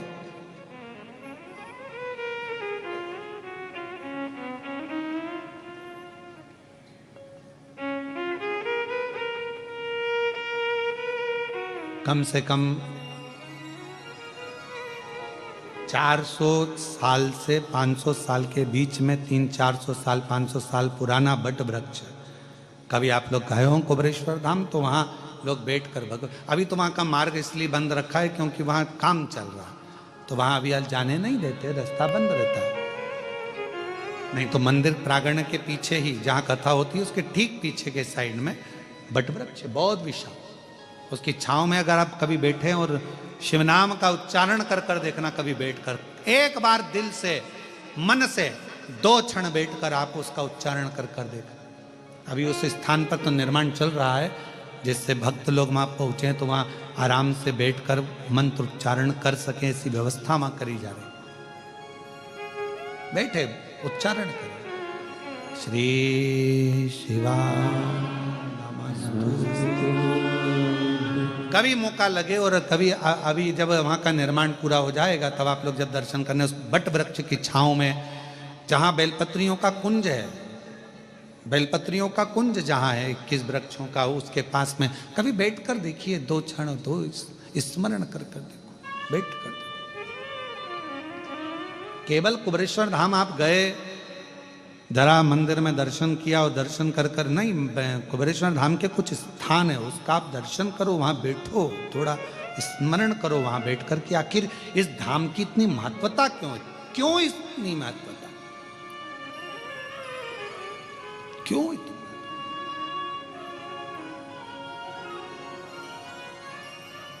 गए हो गाड़ी कर कर, खर्चा कर कर भी गए और आप लोग दर्शन ही ना कर पाओ तो व्यर्थ। हमारा बहुत मन होता है किसी तीर्थ में जाए ना, तो वहाँ का बहुत दर्शन करें, बहुत दिल से। पर दर्शन करते समय इतना भक्त लोग, कहीं कोई इधर से पढ़ रहा, कोई उधर से पढ़ रहा, तो फिर दर्शन कहाँ हो पाते हैं। आप लोगों को चोट ना लगे, आप लोगों को कष्ट ना लगे, तो दर्शन भी कैसे कर पाओ। मन है कि ये भी दर्शन करना है, बावड़ी का दर्शन करना है, इस चीज़ का दर्शन करना है, वो चीज़ का मन करता है। थोड़ी देर कृष्णेश्वर बाबा के आए हैं तो मंदिर में थोड़ी देर बैठकर आराम से एकांत में शिव नाम का जप हो जाए, बाबा से जरा बैठ के बात हो जाए। जैसे वो जी ने लिखा, कैसे हो। तो हम भी तो हमारे कृष्णेश्वर बाबा से पूछें, बापू कैसे हो, भाऊ ठीक तो है, बाबा सब बढ़िया है, आनंद है, चांगला है। तो हम भी तो पूछे, हमारा भी तो फर्ज बने कि पूछे कि ना पूछे। पूछा था तो थोड़ा बहुत तो। अब योग है वो तो भगवान शिव की कृपा। और कहें, ये तो कल एक माता जी ने कहा कि हम भी कथा में आना, हमने कहा जगह नहीं है। पर आज तो जीजियों ने गजब करा, दरवाजा ही रोक के खड़ी थी वहीं पर। फिर हमने ऊपर से इशारा करा हितेश को, हमने कहा हितेश आन दो इनको अंदर, आन दो, आ जाओ बैठने कथा सुनो। और वहीं बैठ के भजन गा रही है, वो भोला। और हाथ का इशारा किस पे कर रही थी मालूम है? जितने बाउंसर लगे थे उन पे, भोला सब दुख का। जितने काले कपड़े पे खड़े थे बाउंसर, उनकी ओर इशारा कर रहे थे, ओ भोला सब दुख।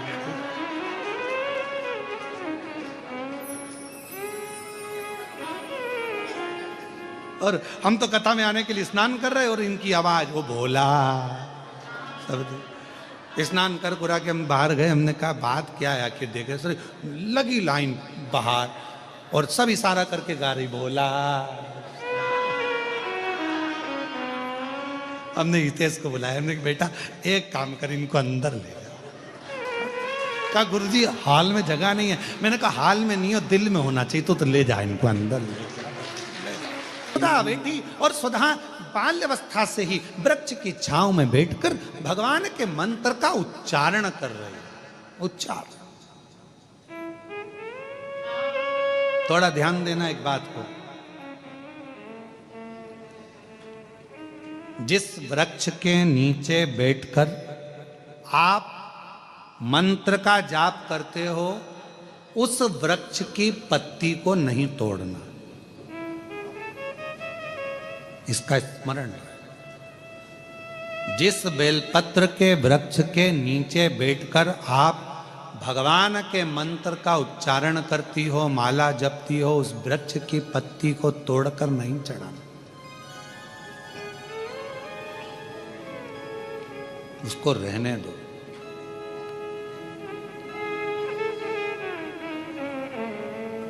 कुबेरेश्वर धाम पर जाओ, चाहे किसी तीर्थ में या तुम्हारे सोसाइटी में, तुम्हारी कॉलोनी में, तुम्हारे मोहल्ले में, कई बार ऐसा प्रश्न आ जाता है, गुरुजी हमारे यहाँ नदी नहीं है, आपने कहा शिवलिंग का विसर्जन करना, थाली को नीचे लेकर जाना, पानी में जब डूब जाए तब, तो क्या हमारे यहाँ पर नदी नहीं, तालाब नहीं, कुआं नहीं, बावड़ी नहीं, हम कैसे विसर्जन करेंगे? तो उनके लिए विसर्जन का क्रम कहा। जिस थाली में भगवान विराजमान है, पूरी पूजन होने के बाद जब विसर्जित हो जाती है, थाली को आप एक साइड कर देते हैं, तब उस थाली में ही जल को चढ़ाना प्रारंभ करो।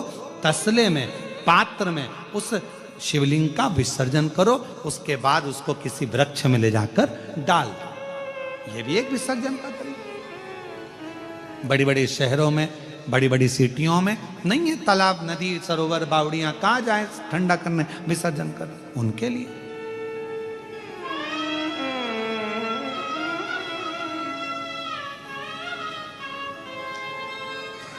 महाराज शिव तत्व कह रहा है, बाबा देवादिदेव महादेव का चरित्र कह रहा। स्वधा बेटी वृक्ष की छांव में उच्चारण कर रही है, नमः शिवाय, ओ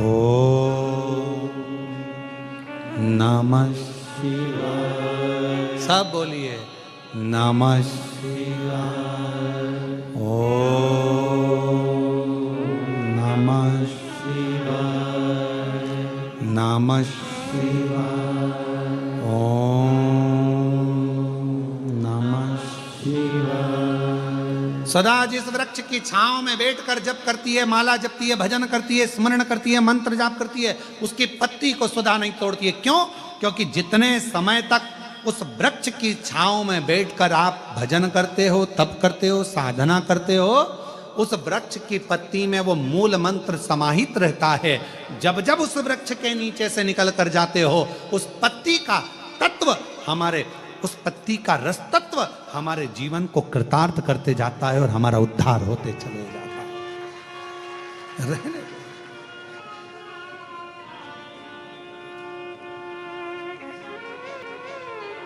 सुधा बड़ी हुई, और जब सुधा बड़ी हो गई, सुंदर बहुत थी। भगवान नारायण ने देखा कि बड़ी सुंदर है, शिव का जाप करती है, शंकर का स्मरण करती है। शिव जी से पूछा जाए कि इसको किसको दिया जाए, ये किसके साथ ब्याहेगी, इसका विवाह किसके साथ होगा, ये शंकर भगवान से पूछा गया।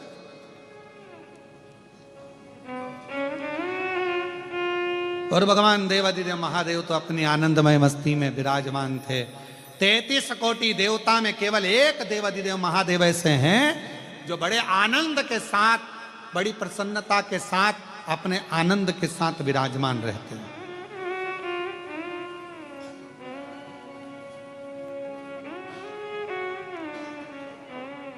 जब लाइफ का बेस्ट चैप्टर चालू होता है ना, तो व्यक्ति अपने शोक करना भूल जाता है। जब बेस्ट चैप्टर चालू होता है,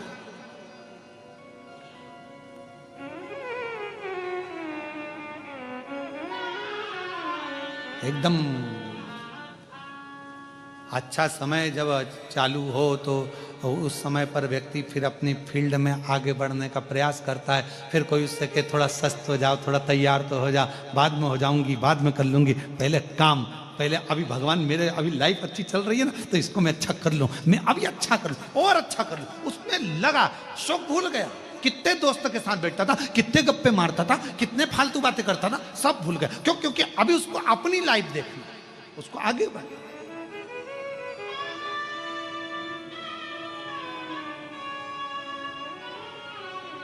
किसी ने बहुत अच्छा कहा है, बुरों की संगत को अगर छोड़ना है तो अपनी क्वालिटी को अच्छा करना प्रारंभ करिए, अपने आप संगत छूट जाएगी। जैसे मटर पनीर की सब्जी में सबसे ज्यादा लोग मटर को खाते हैं कि पनीर को? जम के बोलिए, पनीर को। छाट छाट के बड़े प्रेम से खाते उसको, पनीर। क्यों? मटर महंगा है कि पनीर? बोलो बोलो, जरा जम के बोलो। पनीर। तो मटर पनीर की सब्जी में पनीर को वीआईपी बनाया गया, तो वीआईपी पनीर को चुना गया, ठीक है, मटर को छोड़ दिया गया। अब मालूम पड़े आलू मटर की सब्जी हो तो आलू मटर की सब्जी में कौन वीआईपी है? मटर। फिर लोग आलू को एक साइड कर देते हैं, मटर को खाते हैं। इसलिए निवेदन है, दूसरे के साथ में तुम्हारा वीआईपीनेस नहीं आएगा, अपने आप को पनीर और मटर बनाना है। आलू तो कोने में पड़ा रहेगा, जितने तुम वीआईपी बनते चले जाओगे, ये बेकार सब छूटते चले जाएंगे और तुम्हारा जीवन अग्रण्य हो।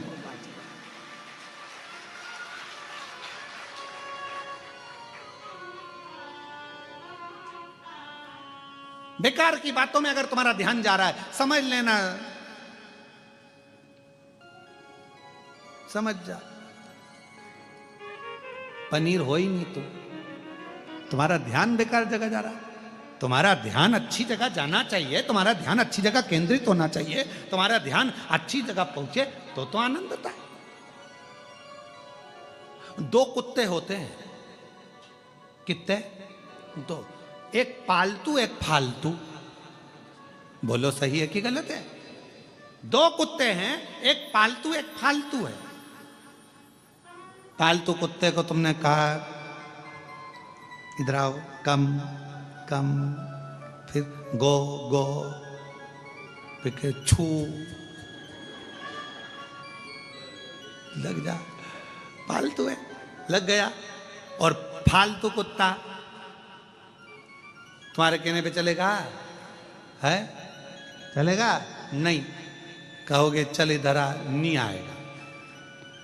दो रोटी दी तुमने, जो रोटी दी जब तक तो रहा फालतू कुत्ता, और जैसे ही उसको पड़ोसी के यहाँ से अच्छा माल गया तो फालतू में चलेगा। और फालतू कुत्ते की एक आदत हमेशा रहती, कोई साइकिल से निकला नहीं तो इसने भौंका नहीं, गाड़ी से कोई निकला फालतू कुत्ता भौंका।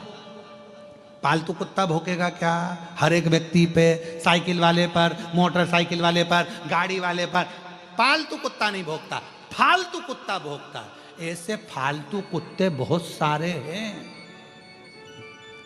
ये मन दो तरह का कुत्ते की तरह होता है। एक होता है पालतू, जो कि सुनकर चलता है, समझ कर चलता है, और एक मन ऐसा हो जाता है कि सब में बुराइयां देखता है, दिन भर भौंकता है, दिन भर अपशब्द कहता है, दिन भर ताने देता है, दिन भर गालियां देता है, दिन भर अपशब्द कहता है। आप पर निर्भर करता है, आप अपने मन को कैसे केंद्रित कर रहे हैं। अच्छाई देख रहे हैं कि बुराई देख रहे हैं? आप मटर पनीर में पनीर को ढूंढ रहे हैं कि नहीं ढूंढ रहे हैं, ये देखा जाए।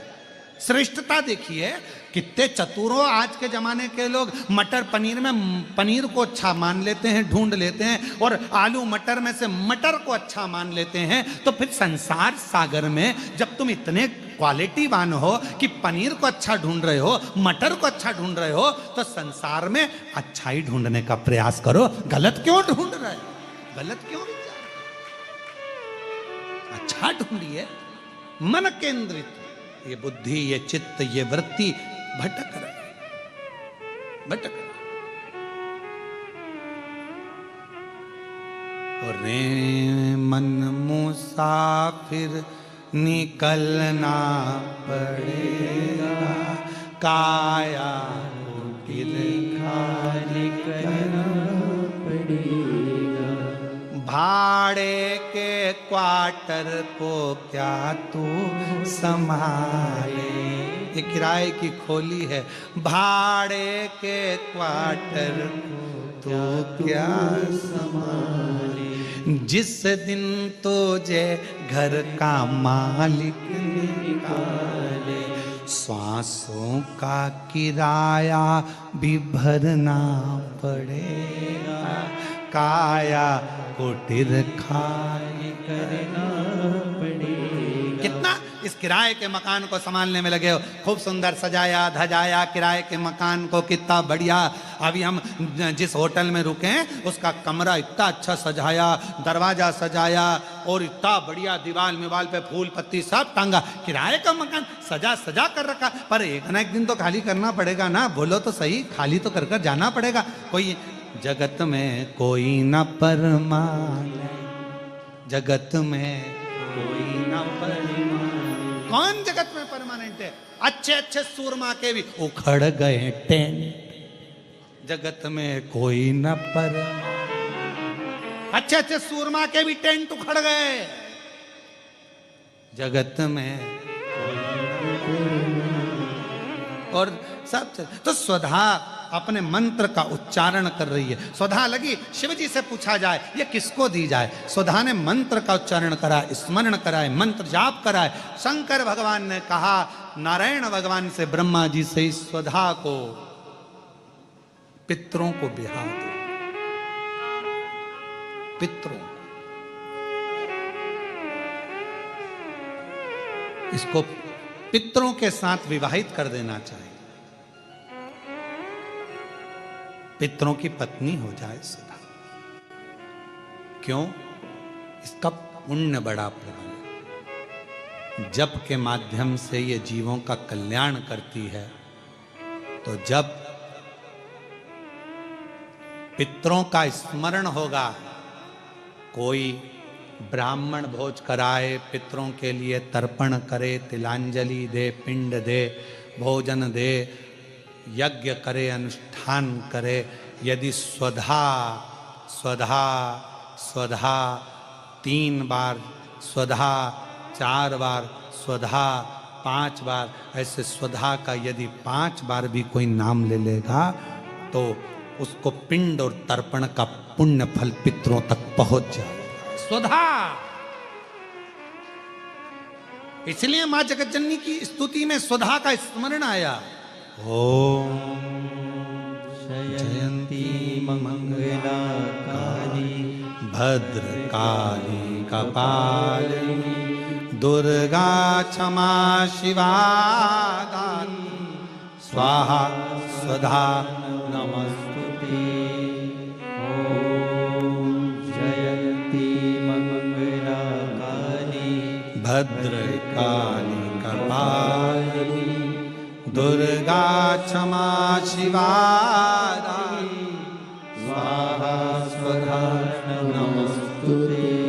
जब हम सुधा सुधा सुधा कहते हैं, अगर आप पितृपक्ष में, श्राद्ध पक्ष में कोई तुमसे कह दे कि तेरे शरीर में ये रोग हो गया, कोई ने कहा बड़ा रोग हो गया, कोई ने कहा कैंसर जैसा रोग हो गया, कोई ने कहा किडनी बेकार हो गई, कोई ने कहा थायराइड हो गया, कोई ने कहा चर्म रोग हो गया, कोई ने कहा ये हो गया, कोई ने कहा शरीर में, कोई ने कहा पत्रिका देखकर ज्योतिषी ने कहा तुम्हारा ग्रह बेकार चल रहा है, तुम्हारे ग्रह पूरे तरह से बेकार हो गए। कोई कहे कुंभ राशि बेकार हो गई, कोई ने कहा ये राशि बेकार हो गई, कोई ने कहा वो राशि बेकार हो गई, कोई ने हाथ देखकर कह दिया कि तेरी किस्मत में ये सुख नहीं है। अगर पितृपक्ष में, पितृपक्ष के अंतर्गत यदि शिवजी के मंदिर में जाकर 1 लोटा जल, 3 चावल के दाने, 3 बेलपत्र पितरों का स्मरण कर कर सुधा सुधा सुधा सुधा कहकर पितरों के हेतु भी अगर समर्पित कर दो तो शिव उसको स्वीकार कर कर सुधा पितरों से कहकर कल्याण कर देती, दुख समाप्त हो जाता, कष्ट मिट जाता। सुधा ब्राह्मण भोजन करा रहे हो, गौ माता को श्राद्ध पक्ष में रोटी दे रहे हो, स्वान को रोटी दे रहे हो, कागल को निकाल रहे हो, कौवे को रोटी दे रहे हो, सुधा का स्मरण सुख देता, सुख देता।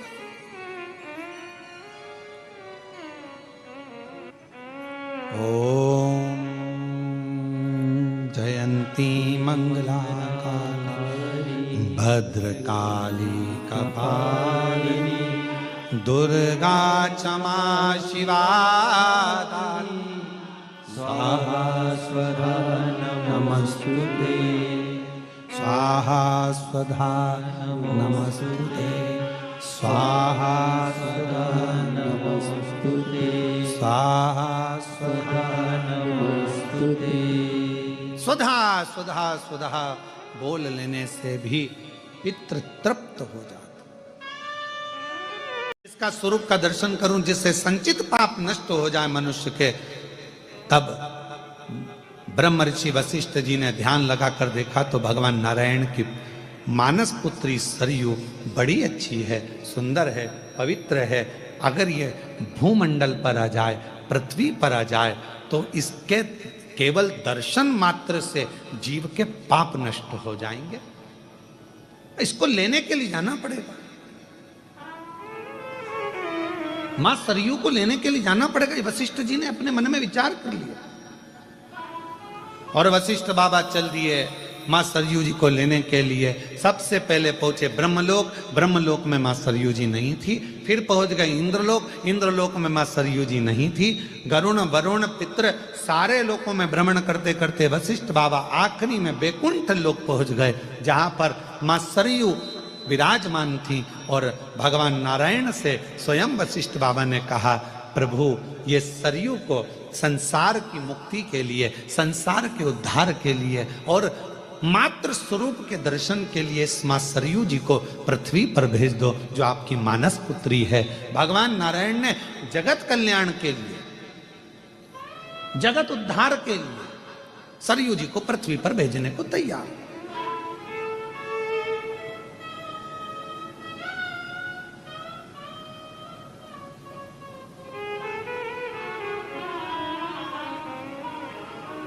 अब कई लोगों के मन में एक प्रश्न आता है, गुरुजी इस प्रसंग का शिव पुराण से कौन सा संबंध है?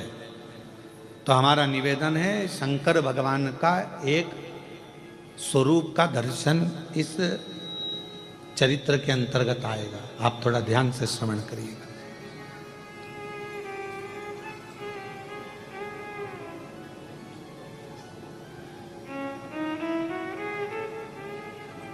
सरयू जी को दे दीजिए, ठीक है, ले जाओ।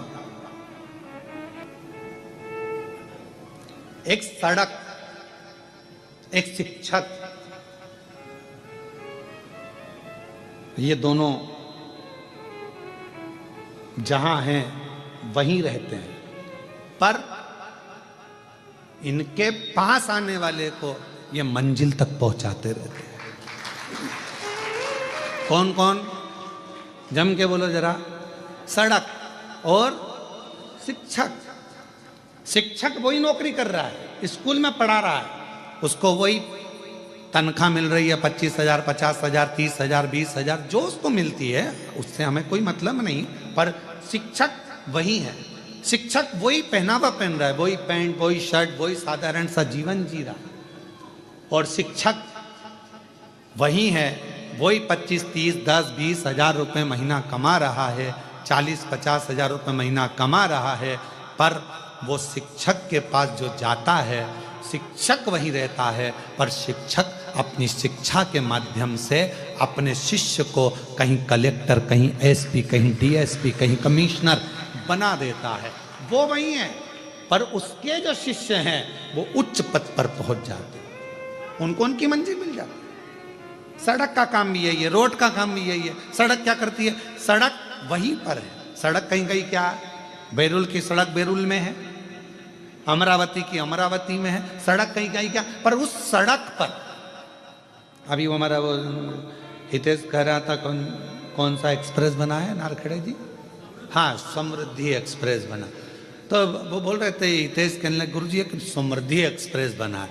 तो मैंने कहा कहाँ है? तो कहा वो नागपुर से ऐसा गया मुंबई के लिए और बहुत अच्छा बना। हमने कहा रोड गई क्या? तो कहा नहीं गुरु जी, रोड तो वही है, बस मंजिल गई है, केवल मंजिल गई, रोड वही है। रोड और शिक्षक वहीं रहते हैं, कहीं नहीं जाते। उसी स्कूल में नौकरी करना है उसको, सड़क को वहीं रहना है बैरुल में, सड़क को वहीं रहना है जलगांव में, सड़क को वहीं रहना है अमरावती में, पर उस पर जो चलता है वो अपनी मंजिल तक पहुंच जाता है। शिक्षक के पास जो आता है वो अपनी मंजिल तक पहुंच जाता है। कोई एसपी, कोई कमिश्नर, कोई कुछ बन जाता है उच्च पद पर। आप और हमको पढ़ाने वाला कोई शिक्षक ही तो है ना, जो आज आप और हम इस जगह पर बैठे हुए हैं। और कभी कभी वो शिक्षक मिलता है जिसने पढ़ाया, तो आप क्या देखते हो? वो वही है, वो वही है, वो वही साधारण जीवन जी रहा है, ट्यूशन पढ़ा रहा है, रिटायर हो गया पर पढ़ा रहा है, वो वही है। और आप और हम कहाँ पहुंचे? तो कहा कोई कलेक्टर बना, कोई आईजी बना, कोई कमिश्नर बना, कोई तहसीलदार बना, कोई इंस्पेक्टर बना, कोई पटवारी बना, कोई ये बना, कोई वो बना, सब उच्च उच्च पद पर पहुंच गए। और वो शिक्षक वहीं की वहीं रहा, रोड वहीं की वहीं रही। उसी रोड पर चलकर लोग कृष्णेश्वर पहुंच जाते हैं, और उसी रोड पर चलकर लोग रामेश्वर पहुंच जाते हैं, और उसी रोड पर चलकर लोग सोमनाथ पहुंच जाते हैं। रोड नहीं बदली, ना शिक्षक बदली, पर मंजिल शिक्षक ने भी दी है और रोड ने भी दी है। आज वशिष्ठ बाबा क्या कर रहे हैं? ब्रह्मर्षि वशिष्ठ जी क्या कर रहे हैं? एक उच्च शिक्षक का पद अदा कर रहे हैं। एक वशिष्ठ बाबा अच्छी रोड का पद अदा कर रहे हैं कि मैं भले संसार सागर में रहूं ना रहूं, पर अगर सरयू पृथ्वी पर आ गई और मां सरयू अगर पृथ्वी पर आ गई तो जो इसका दर्शन करेगा वो कृतार्थ होता चले जाएगा, उसका पाप नष्ट होता चले जाएगा, वो पापों से मुक्त होता है। तो कर क्या रहे हैं? ये भी तो शिक्षक का काम कर रहे हैं, ये भी तो रोड का काम कर रहे हैं। तो एक रोड और एक शिक्षक कहीं नहीं जाते, वहीं रहते हैं, पर अपने आने वाले जीवों को वो कल्याण कर देते हैं।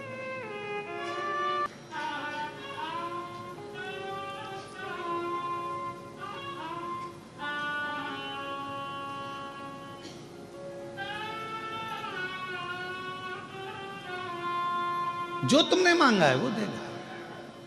और महादेव नमन चरणों में स्वीकार कीजिए सबका किया है मेरा भी उद्धार कीजिए, उद्धार कीजिए।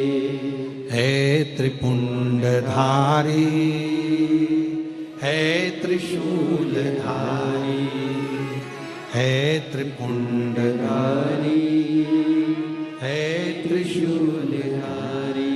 चरणों में तेरे बाबा जी पावन है चारों धाम। चरणों में तेरे बाबा जी पावन है चारों धाम। तेरी देव करते वंदना पूजे सीताराम। तेरी देव करते वंदना पूजे सीताराम। हो जाए पूरी कामना, हो जाए पूरी कामना। उपकार कीजिए, सबका किया है मेरा भी उद्धार कीजिए, उद्धार कीजिए। है त्रिपुंडधारी, है त्रिशूलधारी, है त्रिपुंडधारी, है त्रिशूलधारी। बाबा इतनी कृपा, इतनी करुणा करिए, इतनी दया करिए, इतनी करुणा करिए। रोड अपना काम कर रही है, शिक्षक अपना काम कर रहा है, एक माता पिता अपना काम करते हैं, उपदेश देना, समझाना, बच्चों को ज्ञान देना। समझ जाए तो उसकी जिंदगी बन जाए।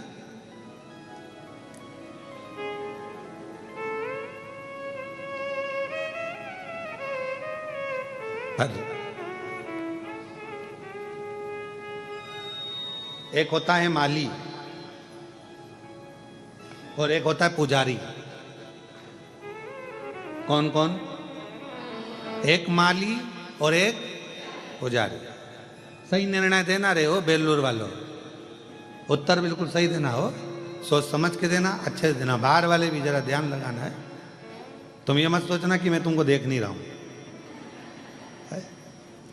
ध्यान में उत्तर सही देना। एक माली है और एक पुजारी है। माली का काम क्या है? पौधा लगाना, जल डालना, खाद डालना और उसमें अच्छे अच्छे फूल उत्पन्न करना, ठीक है। पुजारी का काम क्या है? फूल लाना, तोड़कर भगवान की माला बनाना, श्रृंगार बनाना, भगवान को पूजन करना, श्रृंगारित करना, ठीक है। अब उस फूल का सबसे ज्यादा पुण्य माली को मिलेगा कि पुजारी को मिलेगा? है माली को। बहुत बढ़िया, नजर उतर वाले ना, बिल्कुल सही बोल, बिल्कुल सही बोले। किसको मिलेगा? माली को। क्यों? क्योंकि माली ने उस फूल को अपने पुत्र की तरह रखा है। पहले बच्चा की तरह पहले पौधा लगाया, पौधा लगाकर उसको धीरे धीरे बड़ा करा, बड़ा करा और धीरे धीरे बड़ा करने के बाद में वो जो फूल है उसको संजोया, संजोने के बाद उसको फिर वो लेकर चला। वो एक गाने की लाइन याद आ गई, भंवरे ने खिलाया ले गया राज, भंवरे ने खिलाया फूल को ले गया राज को। और कभी कभी एक प्रसंग इसके साथ में जुड़ा हुआ भी याद आता है। एक प्रसंग बड़ा सुंदर याद आता है कि एक भंवरे ने एक गोबर के कीड़े से कहा, क्या दिन भर गोबर में पड़ा रहता है, चल मेरे साथ में तुझे लेकर चलता हूँ, अच्छे अच्छे फूलों में तुझे ले जाऊंगा। गोबर का कीड़ा बोला, यार कहाँ मैं जाऊंगा, तू मुझे कहाँ लेकर जा? नहीं नहीं चल मैं तुझे घुमा के लेकर। और भंवरे ने गोबर के कीड़े को उठाया और उठाकर एक फूल में ले जाके रख दिया। अब कैसी लगी सुगंध? अरे बहुत जोरदार, आनंद आ गया, बड़ी प्रसन्नता हो गई, खुश हो गया। अब तू फुल एंजॉय कर यहाँ पे हो। भंवरा तोड़ के चले गया, रात को फूल बंद हो गया। अब गोबर का कीड़ा उसमें फंस गया उसी के अंदर। अब इतने में किसी ने उस फूल को तोड़ लिया, तोड़कर मंदिर में ले गया, भगवान के चरणों में उसको चढ़ा दिया। सवेरे वो फूल खिल गया, चढ़ा हुआ, उसमें से गोबर का कीड़ा निकला, वापिस उस फूल में चला गया। मंदिर में चढ़ा हुआ फूल दूसरे दिन निर्माल्य बन गया। उसको किसी ने उठाया, गंगा जल में ले जाकर विसर्जन कर दिया। भंवरा उड़ते उड़ते नाली उस गोबर के कीड़े के पास आया। कहाँ है मेरा दोस्त, कहाँ है माय बेस्ट फ्रेंड, कहाँ है? ढूंढता ढूंढता ढूंढता ढूंढता और उस गोबर के कीड़े के पास पहुंच गया। गंगा के जल में वो फूल पर था। उस कीड़े से पूछा, भाई तू कैसा महसूस कर रहा है? गोबर के कीड़े ने कहा, तेरा जैसा दोस्त अगर किसी को मिल जाए तो गोबर में से निकालकर गंगा तक पहुंचा देता है। गोबर में से निकाल कर गंगा तक पहुंचा देता है। कोई ऐसा सदगुरु हमारी जिंदगी में भंवरे की तरह आता है, भ्रमर करता करता करता करता हम संसार के उसी गोबर में पड़े हुए हैं। काम, आसक्ति, वासना, लोभ, तृष्णा, झूठ, प्रपंच सब में फंसे हुए हैं। उसमें से एक कोई सदगुरु भंवरे के रूप में आएगा, तुम्हें निकालेगा, कहीं कथा में ले जाकर बिठा देगा, मन लगेगा, फिर धीरे से तुम्हें शिव जी के मंदिर तक पहुंचा देगा, एक लोटा जल चढ़ाने में लगा देगा। एक लोटे जल चढ़ाते चढ़ाते एक दिन तुम्हें परमात्मा की शरणागति का सुख दिला देगा। वो समझ लेना कि कोई मिला जिसने हमें परमात्मा तक भेज दिया। और भंवरे ने खिलाया, ले गया राज, भंवरे तू के नाना भूल भूल मेरा हो गया इधर। भंवरे ने खिलाया फूल फूल को ले गया राज तुम्हें। अब ये भंवरे के भीतर वो गोबर का कीड़ा जो लगा, गोबर का कीड़ा जो गया, गोबर के कीड़े के कितने प्रसन्नता होगी कि मैं कभी जिंदगी में गंगा के जल में जाता क्या, कभी मैं गंगा जल तक पहुंचता क्या।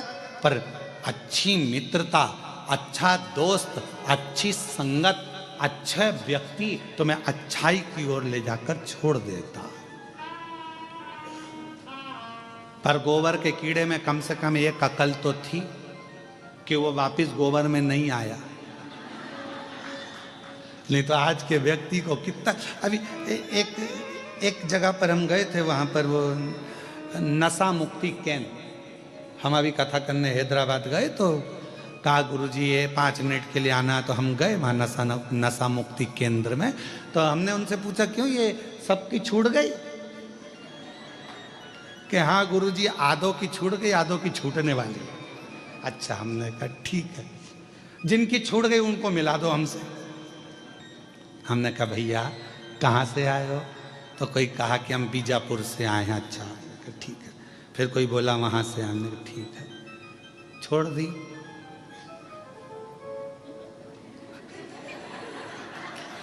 छोड़ दी तो कहते अभी छोड़ दिए। तो हमने कहा फिर बाद में? तो के मौसम के अनुसार देखा। क्या सोच, क्या विचार? कोई कोई गोबर का कि उसमें समझदारी तो थी। अरे बोलो सही है कि गलत है? समझदारी थी कि नहीं उस गोबर के कीड़े में? कि इतनी अकल गोबर के कीड़े में थी कि महाराज वो गया तो वापस लौटकर गोबर में नहीं आया। बस ये समझदारी तुम्हारी जिंदगी में होना चाहिए कि अगर शिवर वाला महाराज ने कहा कि एक लोटा जल चढ़ाओ, चढ़ाने लगो, शिव का नाम लो, लेने लगो, श्री शिवाय नमस्तुभ्यम जपते रहो। अब दुनिया के प्रपंच में फिर कोई आएगा कि तुम ये मत करो, तुम बेलपत्र मत खाओ, तुम जल मत चढ़ाओ, तुम ऐसा मत करो वैसा। हमने तो सोच लिया, अब तो एक साधे सब सधे। अब तो हमने सोच लिया कि शंकर हमारा और हम शंकर के। फिर क्या विचार कर?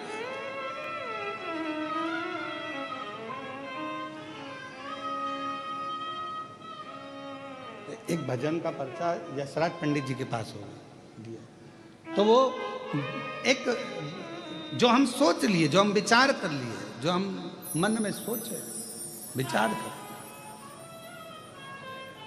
तो महाराज शिव कथा कर रही है, और मैंने तेरे ही भरोसे बाबा, तेरे ही भरोसे हवा बिछ उड़ती जावांगी, बाबा डोर है तो छड़ी ना में कटी जावांगी। ओ भोले मैं तेरी पतंग शंभु मैं तेरी हवा बिच उड़ती जावांगी, बाबा डोर घर तो छड़ी ना में कटी जावांगी। तो रोड का काम है और शिक्षक का काम है, उन्होंने आपको मार्ग दिखाया, सतमार्ग दिखाया।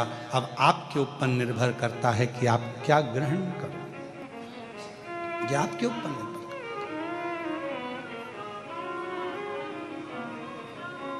है। माली और जम के बोलो, जम के पुजारी। माली ने क्या करा? पौधा लगाया। माली ने क्या करा? फूल के पौधे को बड़ा करा। माली ने क्या करा कि फूल को पाला अपने पुत्र की तरह, और एक बेटे की तरह जब पालन पोषण कर लिया।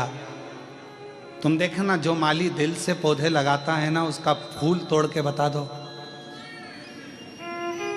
वो तुम्हें नी गोभी का फूल बना दे, तुम तोड़ के बता दो।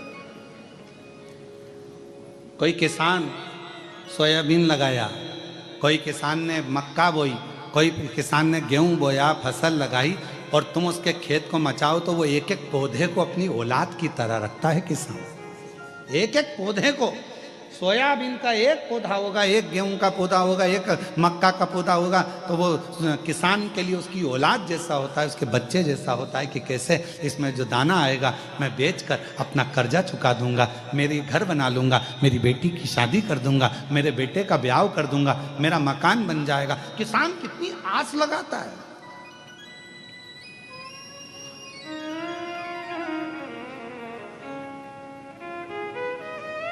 एक किसान कितना सोचता है कि वो जरा सा सोयाबीन आएगा ना, मैं इतना इतना कम, तो उसने आस जोड़ कर रखी, उसने विश्वास जोड़ कर रखा, विश्वास रखा।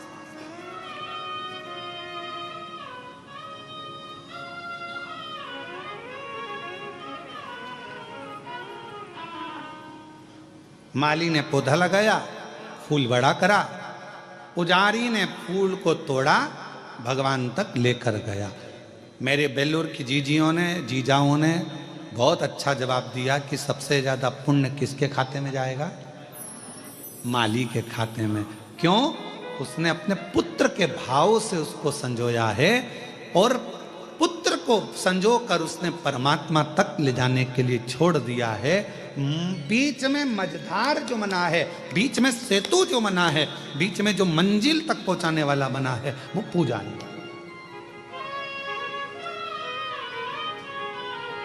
तो एक संत, एक साधु, एक सन्यासी, एक तपस्वी, एक कथाकार, एक गुरु अपनी जिंदगी में माली का काम करता है, तुम्हें पोष कर बड़ा कर कर परमात्मा तक पहुंचाने का एक लक्ष्य निश्चित कर देता है, और तुम्हें वो परमात्मा तक पहुंचाने का प्रयास करता है। जैसे ब्रह्म ऋषि वशिष्ठ जी सरयू जी को लेकर आना चाहते हैं। भगवान नारायण से कहा कि मैं सरयू को ले जाना चाहता हूं। क्यों? भगवान विष्णु ने पूछा, ये मेरी मानस पुत्री है, तुम इसको करोगे क्या? क्यों लेकर जा रहे हो? पृथ्वी पर क्या काम आएगी? तो ब्रह्म ऋषि वशिष्ठ बाबा ने कह दिया कि मैं इनको इसलिए लेकर जा रहा हूं कि संसार के लोग इनका दर्शन कर कर अपने पापों को त्याग दें, पापों से मुक्ति मिल जाए।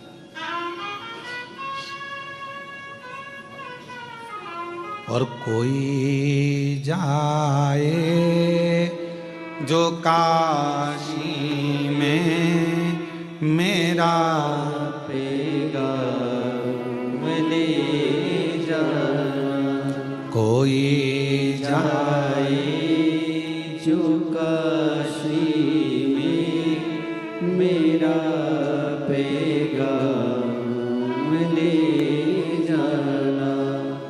ये कहना डमरू वाले से तुम्हारी याद आती है। ये कहना काशी वाले से तुम्हारी याद आती है। मैं खुद तो आ नहीं सकता, मेरा पैगाम ले जा।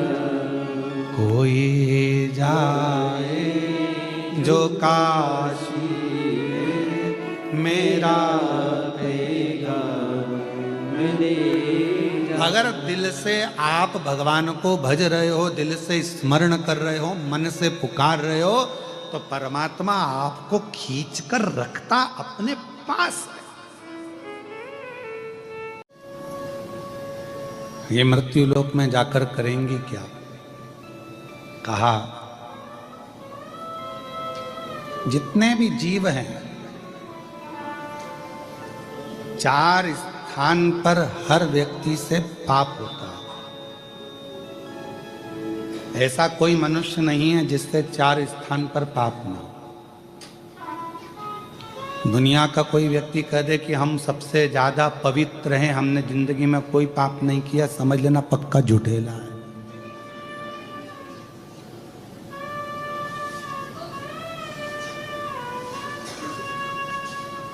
पक्का झूठ बोल रहा है अगर बोल रहा है कि मैंने पाप नहीं किया। 4 स्थान पर हर व्यक्ति से पाप होता है। पहला, झाड़ू लगाते समय छोटे छोटे जीव मर जाते हैं, उसका पाप माथे चढ़ता है। दूसरा, पानी भरते समय, कपड़े धोते समय, नहाते समय छोटे छोटे जीव मर जाते हैं, उसका पाप माथे चढ़ता है। तीसरा, भोजन बनाते समय, अग्नि प्रकट करते समय, लाइट जलाते समय, हेलोजन जलाया, लाइट जलाया, कुछ भी जलाया, छोटे छोटे जीव आते हैं उसमें जल कर मर जाते हैं, उसका पाप माथे चढ़ता है। चौथा, पैदल चलकर कहीं गए, अपने पांव के नीचे ना जाने कौन कौन से छोटे छोटे जीव मर जाते हैं, उसका पाप माथे चढ़ता है। अब कोई कह दे तुमसे आके कि मैं बहुत बड़ा महाराज और मैंने जिंदगी में कोई पाप नहीं किया, तो समझ लेना पक्का झूठ बोल रहा है। शिव महापुराण में 4 स्थान ऐसे बताए हैं, श्रीमद् भागवत में भी राजा भगवान श्री ऋषभ देव जी महाराज के चरित्र में भी ये 4 स्थान ऐसे बताए हैं जहां पर व्यक्ति से पाप होता ही है।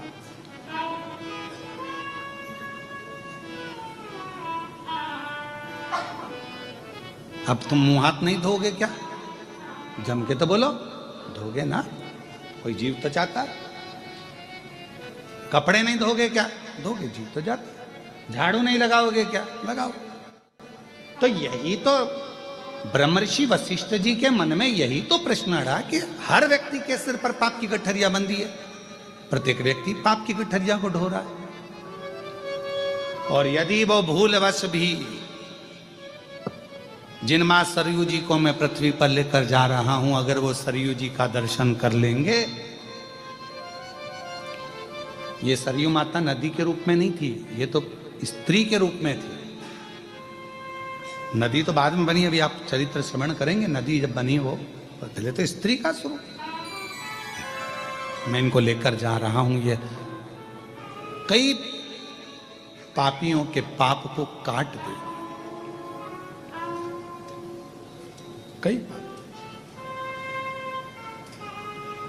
भगवान नारायण बड़े प्रसन्न हो गए कि अगर आप जन कल्याण के लिए लेकर जा रहे हो, जनमानस के उद्धार के लिए लेकर जा रहे हो, पूरे जगत के कल्याण के लिए लेकर जा रहे हो, तो ले जाओ इसको,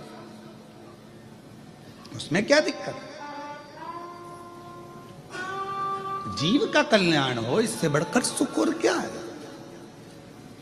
कभी आप लोग कुबेरेश्वर धाम आए तो बाबा कुबेरेश्वर धाम पर यदि आप आए तो आप दर्शन करें। वहां कुबेरेश्वर बाबा के धाम पर नित्य प्रति रोज प्रतिदिन भोजन भंडारा चलता है, 50,000 60,000 भक्त रोज का प्रसाद पाता, रोज का। कभी आप कुबेरेश्वर धाम जाएं तो वहां पर कई ऐसे बच्चे हैं जो अपनी विद्या का खर्चा उनके माँ बाप नहीं उठा सकते, तो कुबेरेश्वर धाम का एक रजिस्टर ऑफिस में आप दर्शन करके आओ कि उसमें कितने बच्चे कुबेरेश्वर धाम की ओर से विद्या अध्ययन कर रहे हैं, कितनी बेटियां पढ़ रही, कितने बेटे पढ़ रहे हैं। अध्ययन करो।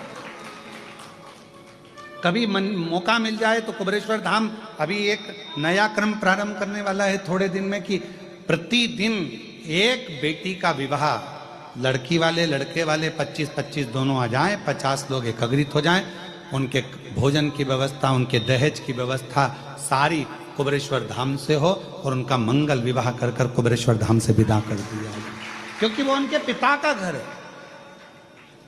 फिर हम क्यों कहें कि ये आपका मायका? मायका है तो वहां फर्ज भी तो अदा हो कि वहां पर तुम्हारे लिए कुछ करा जाए।